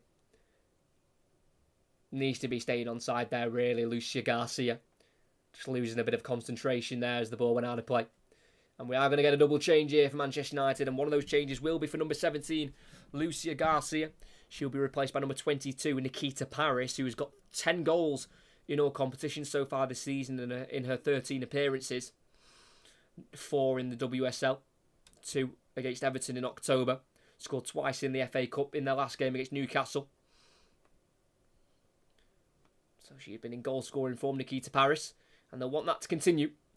And the second change will be goal scorer Hayley Ladd, who I think's had a good game today, making a 10th appearance of the season in all competitions. Hayley Ladd, obviously maybe fitness, can't quite do the whole game. She was replaced by Norwegian midfielder Lisa Nalsund, sorry. So back underway. So double change for United with just over 20 minutes to play. Lawrence for Chelsea. Ball forward. Don't know who she was aiming for. Picked up by Zellum for Manchester United. It's now on the halfway line with centre-half Millie Turner. As everyone for Chelsea is behind the ball, except Lauren James. As Millie Turner is looking forward, wanting to play a positive pass, but nothing's really on for her. She goes to Letitia, right centre-back. Then to Earps in the 18-yard box. Clears it first time. It's a high ball. Looking for Toon. Cleared away by Buchanan. He'll be picked up here by Blundell, who will let the ball roll out for a throw-in a left-back position. Takes it short to Turner, who will then play a square pass across the goal to Earps. And Manchester United try and play out from the back here. Nalsund back to Earps. Clears it first time. Up towards the halfway line. Controlled by Gase. Lays it off to Toon. Ball forward first time looking for Galton. Header away by Lawrence, but it will drop here to Galton, who'll play it through towards Blundell. Pass too heavy. Cleared by Buchanan. And that'll be a Manchester United throw-in on the near side. Just inside the Chelsea half. Blundell takes. Gase away from Leupolz. And Lawrence playing the ball through to Toon. Cleared by Bjorn on the edge of the box. Played back by James. Nalsson for Manchester United wants to win the ball back off Wrighton. Can't quite do so. Well kept there by the Chelsea Norwegian winger. And it's back with the home side in the possession. Oh, we're dropping points away from home so far this season. Chelsea draw away at Manchester City, and that loss in December to Arsenal. As it is, Manchester United pick the ball up here on their left-hand side, through to Toon. It stayed in, and the flag's gone up. Ella Toon with a free kick for offside, so free kick for Chelsea. In a right-back position. Game just slightly slowed down. Ella Toon's well onside, by the way. That is a horrific decision. That is poor. In the final third, on the left-hand side, that would have been a chance for United. She's well onside. That's bad from the assistant referee there on the far side. Don't know his name because I think they've had a change of assistant referees today. It's an all-male set-up, bar the actual referee, who's Abby Byrne, the fourth official, and the assistant referees are all male. So, obviously a change to what was the plan on the website, where they give the referee appointments out. So, don't quite know who he is, but he's given a bad decision there. Lauren James in the box, left-hand side. Riviere, big block. That's a huge block. Taken away by Nalsund, who will clear it away for Manchester United. And Chelsea still have it in their own half. They go back to the halfway line here to Buchanan. Across to the right-back, number 12, Ashley Lawrence, who finished 8th in the Ballon d'Or 3 years ago. The right-back, which I think is quite impressive for a defender. As on the right-hand side there, Newskin gives the ball away. Zellum forward to Paris in the centre circle. Lupoltz is tackling her and she gets it and then she loses it. Big strong tackle by Zellum. Loose ball drops to Nalsson. Plays it down the right-hand side here for Gase, who can't get there ahead of Niamh Charles, and she pulls her back. And that will most certainly be a free kick there for Chelsea. Niamh Charles got in there ahead of Gase, and Gase didn't like it and just pulled her by the arm. It was the clearest of free kicks that you'll probably ever see. And it's well won there by captain Niamh Charles. Ball dropped there in the box here to Wrighton Carnrid. And they played it out to the left to James in the box, who tried to get the shot away, but it was really well blocked by Riviere. As Toon tries to help it on the halfway line. Cut out by Cuthbert, who's got Paris chasing her behind, but she gets away from Paris. Cuthbert looking out to the right-hand side. Written Carnrid with the ball now. One-on-one with Blundell in the area. She wants to go onto her left foot. She tries to. She does. Plays a 1-2 with Newskin. In the box by Written Carnrid and cleared by Manchester United. As Chelsea try and continue the attack. They're on the halfway line here. With Bjorn. He's got time on the ball, the Swedish centre-back. 1-2 there with Lupoltz. And again, Manchester United just staying in their shape. Not pressing Bjorn on the ball. He plays a ball forward. It's a high one. Chested down by Newskin. Controlled by Lauren James. Keeps it away from Zellum. Tries a 1-2, but it's cut out by Letitia. It's now Nikita Paris for Manchester United inside their own half. Nalsund, turns away from two Chelsea players. Counter-attack could be on here for United. Nalsund plays it to Galton. Ball inside to Gase. Looking forward. Just behind Paris. The pass has got to be better. Cut out by Bjorn. Now Chelsea want to punish. High ball out to the right-hand side. Newskin will chase it. Blundell will get there first on the edge of the box. And that'll be Manchester United back in possession. But that was an opportunity. They got well inside the Chelsea half, but Gase passed behind. Nikita Paris allowed Chelsea to win the ball back. As Toon out to Galton on the left. Gets there ahead of Lawrence at right back. Galton in the area. Goes down under the challenge. Big call. And the referee doesn't give it. Wow. Abby Byrne is more than certain that that's not a penalty. There's an argument taking place between Lawrence and Galton. Obviously, Galton believes it's a penalty. Lawrence doesn't. Galton got there ahead of the fullback. And from behind, Lawrence was having a few grabs at the arm. Did any clipping take place? Did she clip maybe the back of Galton's leg? Let's have a look. No, not enough in it for me. It looks like Galton's maybe looking for it, which I'm surprised with because she could have got a shot away on the angle. She was on a stronger left foot. No, not for me. Not enough contact at all. And play continues with a free kick on halfway, given away by Nikita Paris, and that'll be a booking for dissent there on the referee. Really didn't believe that was a free kick there, Nikita Paris on Niamh Charles, but the referee did. And that'll be a booking.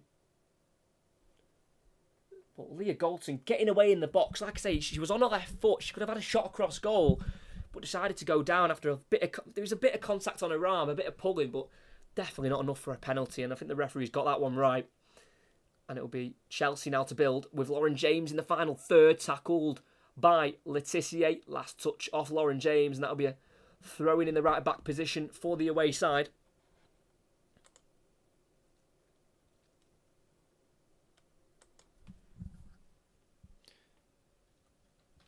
So Riviere, the right back to take. Long throwing down the line, header won by Charles. Helped away though by Zellum. Paris flicks on. Cuthbert wins it on halfway line ahead of Gase. It's now with Buchanan at the back for Chelsea. To her left to Bjorn. Bjorn, high ball down the left-hand side. Cut out by the head of Riviere. Charles tries to keep it away from Paris, who tries to get around the outside of Charles, but the ball's been seen out for a throw-in on halfway.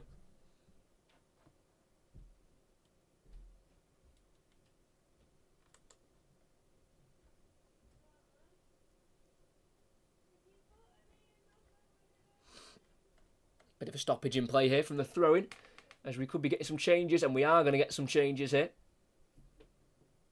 It's going to be number 7. I say changes, I think there is only one change.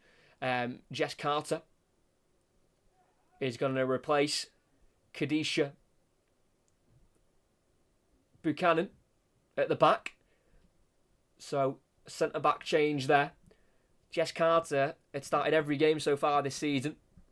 The only game where she's been substituted off, I believe, was the FA Cup game last week. Other than that, she's definitely started every game of the season and has almost played every minute of every game. But she's been dropped to the bench today. Not too sure why. Obviously, Emma Hayes wanted to go with new signing Natalie Bjorn instead of Jess Carter, but she's on to see out the last 13 minutes plus added on time. Jess Carter, who's a fantastic utility player at the back, can play right along that back line.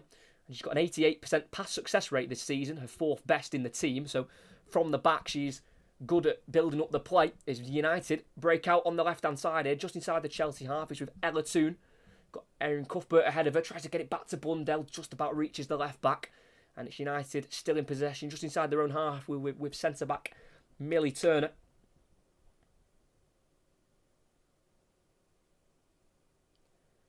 Zellum.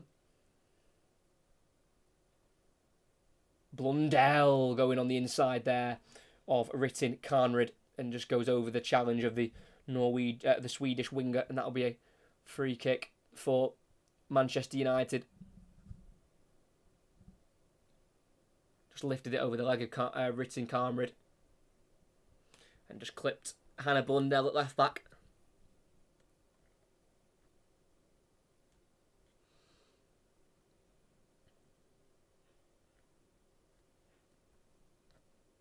So, it's a free kick that's far. It's on the near side here, about 50 yards from goal. So Zellum is going to try and clip this into the area if possible. She delivers it into the area towards the far post. Header won by Charles. Still alive in the area where it'll eventually be cleared by Cuthbert. Bit of a sliced clearance out to the Manchester United right, where Riviere will chase it, get there ahead of James. And that's where the last touch comes off. Jade Riviere throwing for Chelsea. Just over 10 minutes to play now, plus added on time. The gap for Manchester United, by the way, from City in third, would be 4 points. And Manchester City play today against Liverpool, and if they were to win that, that would go to a gap of 7. And that's obviously Champions League qualifying third spot. So by the end of today, Manchester United could be 7 points off that third spot, which, with just 11 games left to play the season, that could be a big mountain to climb for United. There's a 1-2 there between Ritten, Karnrud and Newskin. Byline, lifted ball into the box. It's not good enough. Easy catch in the end for Mary Earps, who wants to try and set off a counter-attack as quickly as possible. She rolls it out to the edge of the box here to Nalsund. She's got options left and right. She'll go to her right here to Paris, just still inside the United half. Back inside to Nalsund. Pass deflects off Lupoltz, and that'll be a throw-in for United inside their own half. As Manchester United, they're going to make a change, and it's their very trusty super sub, Rachel Williams, who will replace number 7, Ella Toon, who's not quite had the greatest of games to her ability. She has got 2 in the last 2 in the WSL before today, but she will be replaced by striker Rachel Williams, who's got 4 goals this season, all off the bench, as she's yet to start in the WSL this season. So Chelsea have it on the far side, on the halfway line with Cuthbert. Turns away from Nalsund, plays it forward to James, into the path of Wrighton. Chance here for Chelsea. Riviere sending her wide towards the corner flag. Finds Lauren James again. Who on this corner flag is going to be forced to play the ball backwards here to Cuthbert. She then goes forward to Wrighton, who's tackled on the edge of the box by Rachel Williams, the striker. But then she loses out to Cuthbert. She's then knocked to the ground there, and that will be a free kick. Quite a heavy knock there to the head, I think. Erin Cuthbert, who I don't think will receive any treatment. Nikita Parris was the one who ended up going into it. Like I say, Rachel Williams won the ball back and then lost it to Cuthbert. And as Cuthbert won it back, she was falling to the ground. And as Cuthbert fell to the ground, she was just knocked on her side there by Parris. And that will be a Chelsea free kick. On the far side, it's a bit too far wide for a shot, but definitely a good opportunity for a cross here for Chelsea, because if they can get this to 3-1, that could be the game wrapped up and the 3 points all done and dusted. Is Chloe Kelly playing? I don't know if she's playing for Manchester City. I've not had a look at the lineup. I can find out for you if she's starting for Manchester City. Free kick, crossed in, far post, header won by Parris. It drops into the area. Newskin with the free shot. It's actually Leupoltz, with the free shot, and it deflects wide for a corner on the near side for Chelsea, who were fantastic in the opening parts of the first half, but they've definitely been pushed by Manchester United in the second half.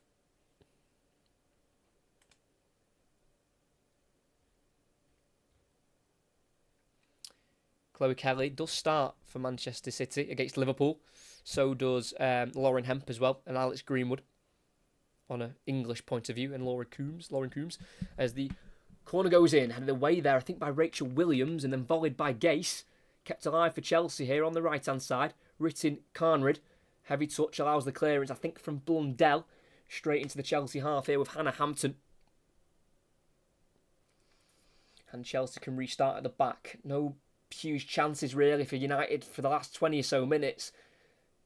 As the high ball down the Chelsea left will be chased down here by Wrighton. Push in the back on Riviere, and that will be a free kick for Manchester United. Well won there by Jade Riviere.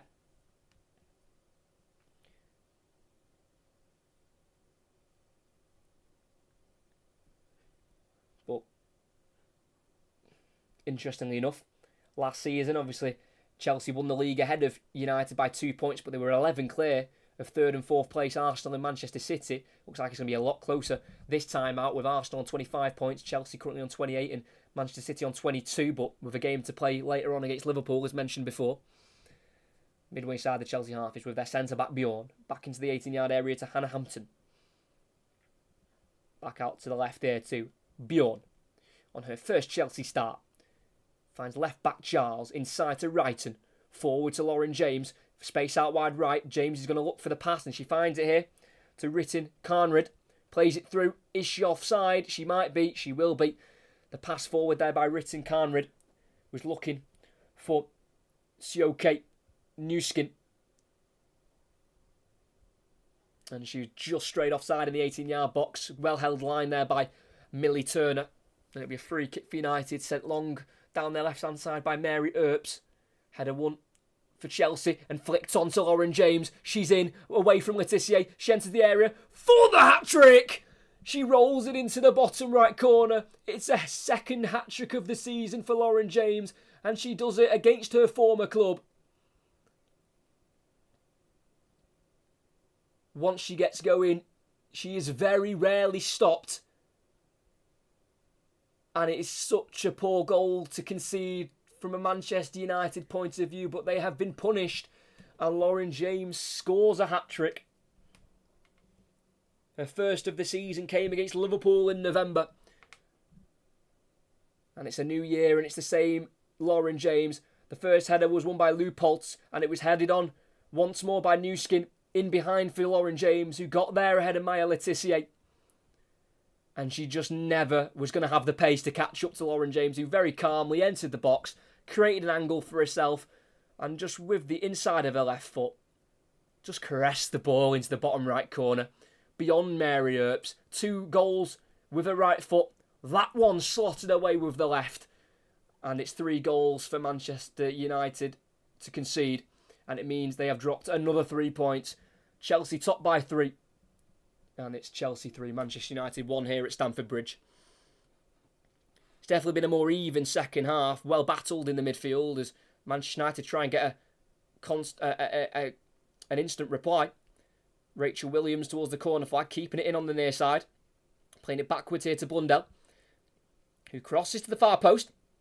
Hampton misses and it goes straight through for a goal kick. I think Hampton knows she got a touch to that from a reaction of a wry smile there from Hannah Hampton. So it will be a goal kick. So 3-1 it is. Let's see if there was a touch. Blundell with the cross. Oh, I think it definitely came off her hand there, and I think she knows it. But it's 3-1. Lauren James hat-trick against her former side. Such a bad giveaway though for the goal. Mary Earps with the clearance up the field. Chelsea won the first header forward. They won the second header forward, and then as soon as you know it, Lauren James is in behind getting a hat-trick and securing the match ball. Just a bad way to just let Chelsea have the game there for me. They've been on par with Chelsea this second half. They've really battled well Manchester United. Don't get me wrong, second half of this second half, they've not created a lot of chances, but they've just been in the game, and then to let it go, to throw it away like that with a bad clearance forward and losing 2 aerial battles, I just think Mark Skinner will be frustrated. As on the halfway line, Chelsea clear the ball forward. It drops to Lauren James, who's onside. A back-heeled ball in behind is intercepted by Riviere for United, and the away side are back in possession. And in the 10th game between these two sides in the history of the fixture, it looks like it's going to be Chelsea's 9th win. 6 out of 6 at home.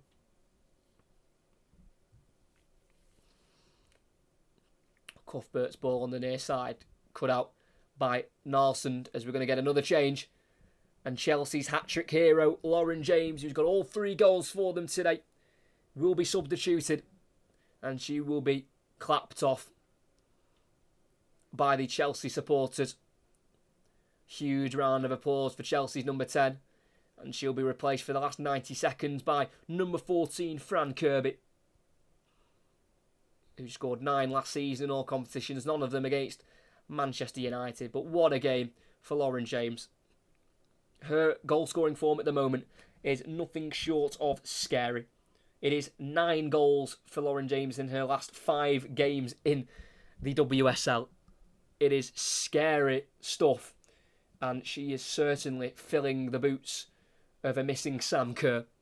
Perfect prediction, 10 out of 10. It certainly was. The hat-trick was asked for, and you got it. And it means that Chelsea get the 3 points. Fran Kirby down the left-hand side, can't get the header of Letitia. He goes back to Earps. Minute of the 90 to play. Up towards Rachel Williams, who is fouled there by Jess Carter. That'll be a free kick just inside their own half there for Manchester United, who looks like they're going to be staying in 4th. And if Liverpool can take a point from their game against Manchester City, Manchester United would drop to 5th. And Manchester United would drop to 5th. And Liverpool would go up to 4th on 19 points. So they could go down to 5th today, depending on results around them. United have it with Rachel Williams, tackled from behind fairly by Cuthbert, cleared by Bjorn. Down the Chelsea right. Newskin will chase it, but it will be seen out for a throw-in by Millie Turner, who throws it into Zellum, returns it to Turner, and then back into Letitia here, who just lost that sprint race with James for the Chelsea third, as Turner high ball forward, header won by Bjorn, towards Blundell for United, cleared away from her by Newskin, or as far as Zellum. Narsund, ball forward, comes off the hand of Cuthbert, and that'll be a free kick for Manchester United, and we'll get 7 minutes of added on time here at Stamford Bridge. And this is a chance for United to get this in the box. So if they score here, 7 minutes left to play, of added on time. Be a dramatic ending to say the least. As Zellum goes short to Blundell and then gets the cross in there. Helped on by Paris. Galton closest to it. Jess Carter heads away momentarily. Always finds Paris on the byline, whose cross deflects off a Chelsea player, and that will be a corner on the far side for United. You know, if they want to make this game interesting, they need to score in the next minute or two to really put some pressure on Chelsea here, who have got a 2-goal cushion at the moment. It's going to be an outswinger from the right boot of Zellum. In it goes. Dangerous ball. Header one. Drops in the box as it's blocked. And eventually Gase with the volley, and over the bar it goes. It was a really good ball from Zellum. I think Williams was the one who won the header. And it looked like it was going goal bound, but it was blocked. Let's have a look. Williams won the header. And it was blocked by her own teammate Galton. Obviously accidentally. She didn't mean to get in the way of it, but that was definitely going to test Hannah Hampton in the Chelsea goal. But it was blocked in the 6-yard box by her own player Galton. And then Gase volleyed over the crossbar, and Chelsea can clear up the field of a goal kick. Kirby, Newskin, plays the ball through, looking for Wrighton. Riviere gets there first, goes back to Earps, who clears it first time. Header won on the halfway line by Niamh Charles, all as far as Zellum. Ball forward for United, headed down by Bjorn, volleyed by Charles for Cuthbert. About 15 yards away from the halfway line, she slows the game down and goes back here into centre-back Jess Carter. Now Cuthbert again. Ball down the right-hand side. It's a searching ball and no one in blue's chasing it. So it's Manchester United to regather the possession inside their own half. You are too good. Wow, that's very nice. Thank you for the compliment. I hope everyone has enjoyed this live commentary. And if you have enjoyed, make sure you like and subscribe, because we'll be doing future women football commentaries in the near future. So it's definitely worth subscribing and turning on the notifications and liking and all that good stuff. It certainly helps the channel out more than you can believe. It's Cuthbert in the midfield, midway inside her own half. Dispossessed, Rachel Williams receives the ball off Paris. Galton lays it off. Nalsson on the edge of the area towards the top left corner. It's saved by Hannah Hampton, who will collect it a second time. And with 4 minutes left to play, United come close again. Williams to Galton. Good layoff there by Galton to find Nalsson on the edge of the area, who tried to just lift it into the top left corner, but Hannah Hampton at 5'8" was just able to jump high enough to save that, to stop any nervy ending for Chelsea. As Hannah Hampton clears it long, header won by Letitia, loose ball drops to Wrighton. Midway side the United half. It's now with Cuthbert driving away from Paris, trying to feed the ball out to the left to Wrighton. It's back with United. Nalsson forward towards Paris, cut out well by Niamh Charles, reading the game superbly. Fran Kirby playing it through towards Newskin, is tackled by Millie Turner, and the loose ball will drop into the hands of Mary Earps, who will throw it quickly out to the right back Riviere in the corner of the 18-yard box. Letitia back to Earps, cleared forward by Earps, controlled by Nalsson. What a touch that is. Anna Turner away from Loopholtz, and on the halfway line she's pulled back there. No, I thought she'd pull back. Accordingly not. To the referee, and a ball played through. Newskin. Fran Kirby's in the box. They find Kirby. 12 yards out. Plays it back out to the right to Newskin, who will shoot herself, and that's a wild strike over the bar at the near post. I am surprised that wasn't given as a free kick on the halfway line. I thought that Nalsson was pulled back there, as, of course, player of the match is Lauren James, with a hat-trick, 2 in the first half, 1 in the second at the end. So what seems like she's wrapped up the points for Chelsea to go back 3 points clear at the top. I think Manchester United have made a very late change here with 2.5 minutes to play. Hannah Blundell has been substituted off for Manchester United number 15, Gemma Evans, who can play centre-back and left-back. So I'm presuming she'll take up that left-back spot ahead of Blundell. As Millie Turner, left-footed ball down the channel. Header by Jess Carter, straight to Gase. Avoids the first challenge of Carter, but can't get away from Loopholtz. And it's back with Chelsea in the 18-yard area. Goalkeeper clears it down the Chelsea left. No one there to chase it. It'll be Riviere for Manchester United with a throw-in inside her own half. She needs to take it quickly if possible. And she does. As they're just showing a replay here. It's Letitia. Played it back to Earps just before. She just caught Kirby in the face, but I don't think there was too much in it. As a ball down the left-hand side, Paris will chase it. Carter will get there first. Heavy touch throw in for Manchester United. Taken quickly to Galton, back into Paris in the final third. Into the area it goes through Galton, squares it through. Touch, can't take the touch there. Williams goes over a foot. He'll go through to Riviere at right back, who will cross it. It's a high one. It's into the hands of Hampton, who lands on her right back of Lawrence. And I think both are going to be okay. Hopefully. Yeah, I think they are. And that'll be a Chelsea ball to hold. Again, not a great cross there from Riviere. She's had a couple of them today where she tried to go deep, but she's gone straight into the hands of Hampton. But it was a good one, set of 1-2s there between Galton and Paris, who'd worked that space down the left-hand side to pull it across goal. And if Rachel Williams had controlled it, she had a free shot in the box to try and get that second goal for United, but just went over a foot in the end, and then it led to the Riviere cross that's gone over that's gone straight into the hands of Hannah Hampton. Thanks to everyone who has liked and subscribed before full time. Make sure you do all that. Really helps the channel out as we're nearing YouTube partner, I think, which will be good to reach for the channel, where you can end up joining as a member. There's a flick on down the left hand side by Galton. It's now Nelson, got Gage to her left, finds her in the box, back to goal, turning away from Carter towards the byline. Can she get a cross in? She does, right across goal. What a ball that is. No one's there to meet it, and the ball will be collected at left back by Niamh Charles, who will stride forward. We've played the 7 minutes of added on time. Chelsea won a fourth. Ritin Kamrid in the right wing position for Chelsea. 1-on-1 with Galton. Onto her left foot. Wanting to find a pass.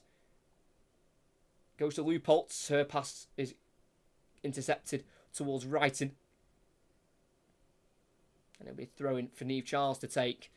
And in all fairness, Manchester United have been a lot better second half, but their best player for me has got to be Gase, the Brazilian. I've watched her a few times and I wasn't really convinced, but today she's really shown that she can be a player, especially creatively. Should have got an assist there, really. And she was the creator for the United goal down the right hand side, taking on 3 Chelsea players. As nothing results from this Chelsea attack. Goal kick. Mary Earps takes it short to Turner. Played 8 minutes now. 7 were added on. No whistle yet. Long ball forward. Paris will chase it. Bjorn will head away for Chelsea for a throw-in. And that will be that at Stamford Bridge. Abby Byrne blows the whistle here. And it is Chelsea 3. Manchester United 1. Chelsea regain their 3-point gap at the top of the table as they look to make it 5 WSL League titles in a row in Emma Hayes' last season as manager. But the player who's going to be making the headlines is Lauren James. She got the goal scoring started in the 5th minute of the match. A outside of the boot finish towards the bottom left corner. It went beyond Mary Earps after a side deflection off Millie Turner. She doubled Chelsea's lead in the 23rd minute. A ball over the top by Natalie Bjorn found Lauren James in the box, who hit the near post, slammed it beyond the England #1 goalkeeper. And that means it was Chelsea 2, Manchester United 0. But they were able to get one back before half-time. Hayley Ladd from 6 yards out after really good creative play from Gase. They were able to cut the deficit in half, despite a pretty poor first half, where they were able to pick it up at the end of the first half. Manchester United got a goal for their rewards of settling into the game. And into the second half, they pretty much picked up the way they were. They started the more positive side in the opening 15 minutes of the second half, but from the hour mark onwards, the game started to go more level. It was more balanced. Manchester United were struggling to create opportunities, and Chelsea killed the game off with 5 minutes to play. Lauren James completing her hat-trick, and Mary Earps' clearance forward was headed back forward for Chelsea by Leupoltz, and then flicked on by midfielder Newskin, who then found Lauren James in behind, who sprinted away from Laetitia, entered the box, left-footed, finish into the bottom right corner, away from Mary Earps, completing a hat-trick, getting Chelsea third and getting them their 3 points. And in the 10th game between these two in the history of the fixture, it is now Chelsea with 9 wins and 1 draw. Manchester United still yet to beat Chelsea since reforming back in May 2018. So here at Stamford Bridge, it ends Chelsea women 3, Manchester United women 1. Mary Earps beaten 3 times by Lauren James, who gets her second hat-trick of the season. It is now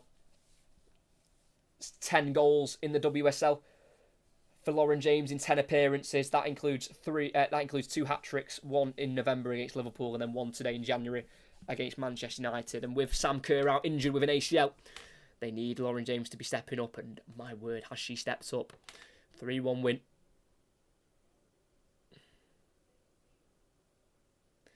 And as Chelsea all gather in a big circle of all the staff, Nice Charles, the captain, begins the speeches, and then Emma Hayes takes over. And now Emma Hayes, in her last year, in her 200th WSL match as manager, she gets her 140th win. What a record that is. Brilliant news, well done. You worked hard with this channel, Richard. Thank you very much. Like I say, this season, I've obviously gone all for it. Last season, I wasn't able to commentate barely at all with college and A-levels, but finished A-levels, put uni on hold for a year, and just decided to go for it this year. And I've done as many commentaries. I think I've done over 50 so far this season, which is really good. I've enjoyed it thoroughly, and you know, we've still got another half a season to go, and we've got the Euros after that, so we've got so many more commentaries coming this season. So thank you for everyone who has been supporting, liking, subscribing. Like I say, when I hit this YouTube partner, if I qualify for it and everything like that, with what comes with qualifying for it, then you can start becoming members of the channel and supporting. Like I say, I wouldn't expect anyone to become a member. It's not something that I'd expect at all, but if people do want to support in that way, then it means this channel could be, you know, I could do this more, you know, full-time basis, then earning money from it, then obviously that would be fantastic, but I wouldn't expect anyone to become a partner. But it'd just be a nice milestone to hit, and to be able to give that opportunity to you guys to be able to become members of the channel. It'd just be a nice milestone to hit. Great commentaries, mate. Thank you very much. Guys, you could have watched the match on BBC iPlayer. I did say that.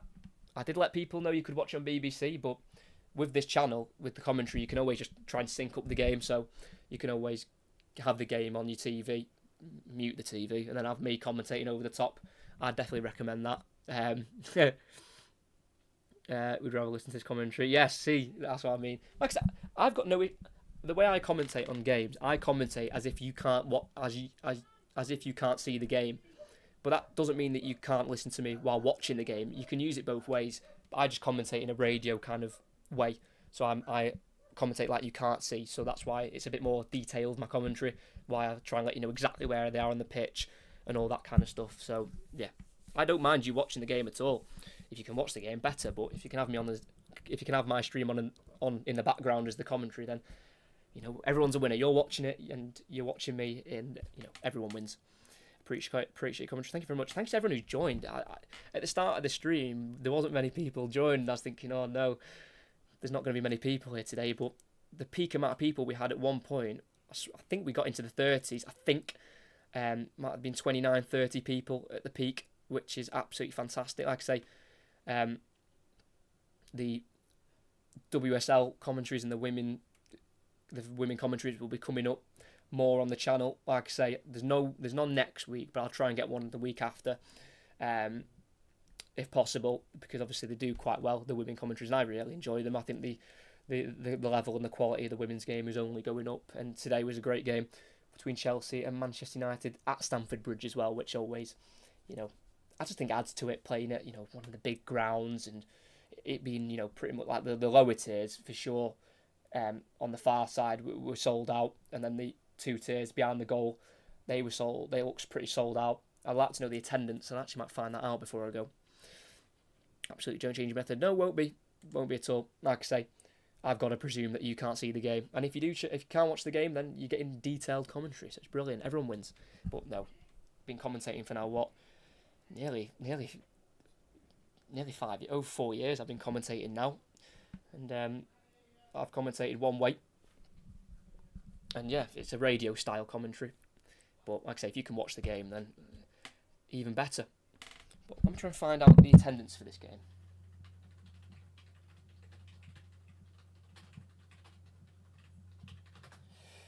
Because Stamford Bridge can hold over just 40,000. I don't think I'll be able to find it. Let me go on the Twitter. Let me go on Chelsea's Twitter. I will end the stream soon. If you do end up going, make sure you like and subscribe before you go. But before we do, I just want to try and find out the attendance for you because I didn't see it on screen there. See if Chelsea tweeted it at all.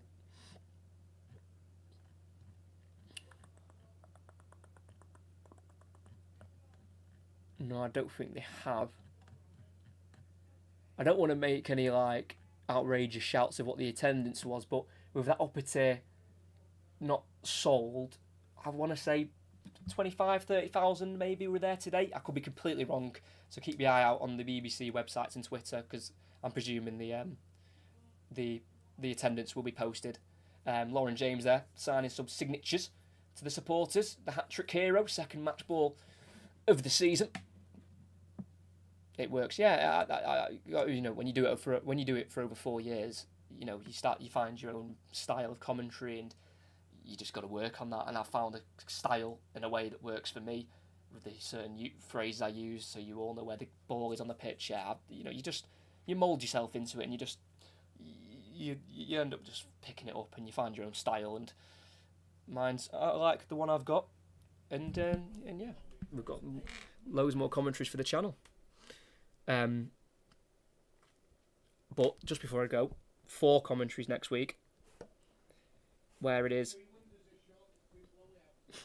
we've got Chelsea, Middlesbrough and Fulham, Liverpool, Tuesday, Wednesday, League Cup semi-final second legs, commenting on both of them. So we'll be finding out who goes to the final. Hopefully we'll get some dramatic late-minute moments. So Tuesday, Wednesday, League Cup semi-finals, then Saturday, Sunday, we've got Ipswich Town of the Championship against National League South, I think South, Maidstone in the FA Cup, that's Saturday, and then next Sunday we've got Newport against Manchester United in the FA Cup. So they're the 4 commentaries for next week. Make sure you subscribe, notifications on, like, all that good stuff, so you know when I'm live. I'll schedule the stream as well, so you can see it on my channel throughout the week, so you know which ones are going to be coming up. So make sure you check them all out, the 4 for next week. Like I say, I'll try and bring another women's commentary as soon as possible. I can't tell you when, but I'll try and get one in the next few weeks, so you can all come back and check that one out. But from Stamford Bridge here, that is going to be the end of the live stream and the live commentary. Thanks to everyone who has come out and watched. It's been a fantastic stream. It's been a fantastic game. Hope everyone did enjoy. And here at Stamford Bridge, we have seen Chelsea regain their 3-point lead at the top of the table. They are on 28 points, 3 ahead of Arsenal, who are in second spot. Manchester City play today. They could go up to 25 as well, so they are leading the league by 3. They're trying to make it 5 in a row, but today, all the plaudits and all the headlines will be going to Lauren James, the hat-trick hero against the former side. She scored all 3 Chelsea goals in a victory which ends in Chelsea winning by 3-1.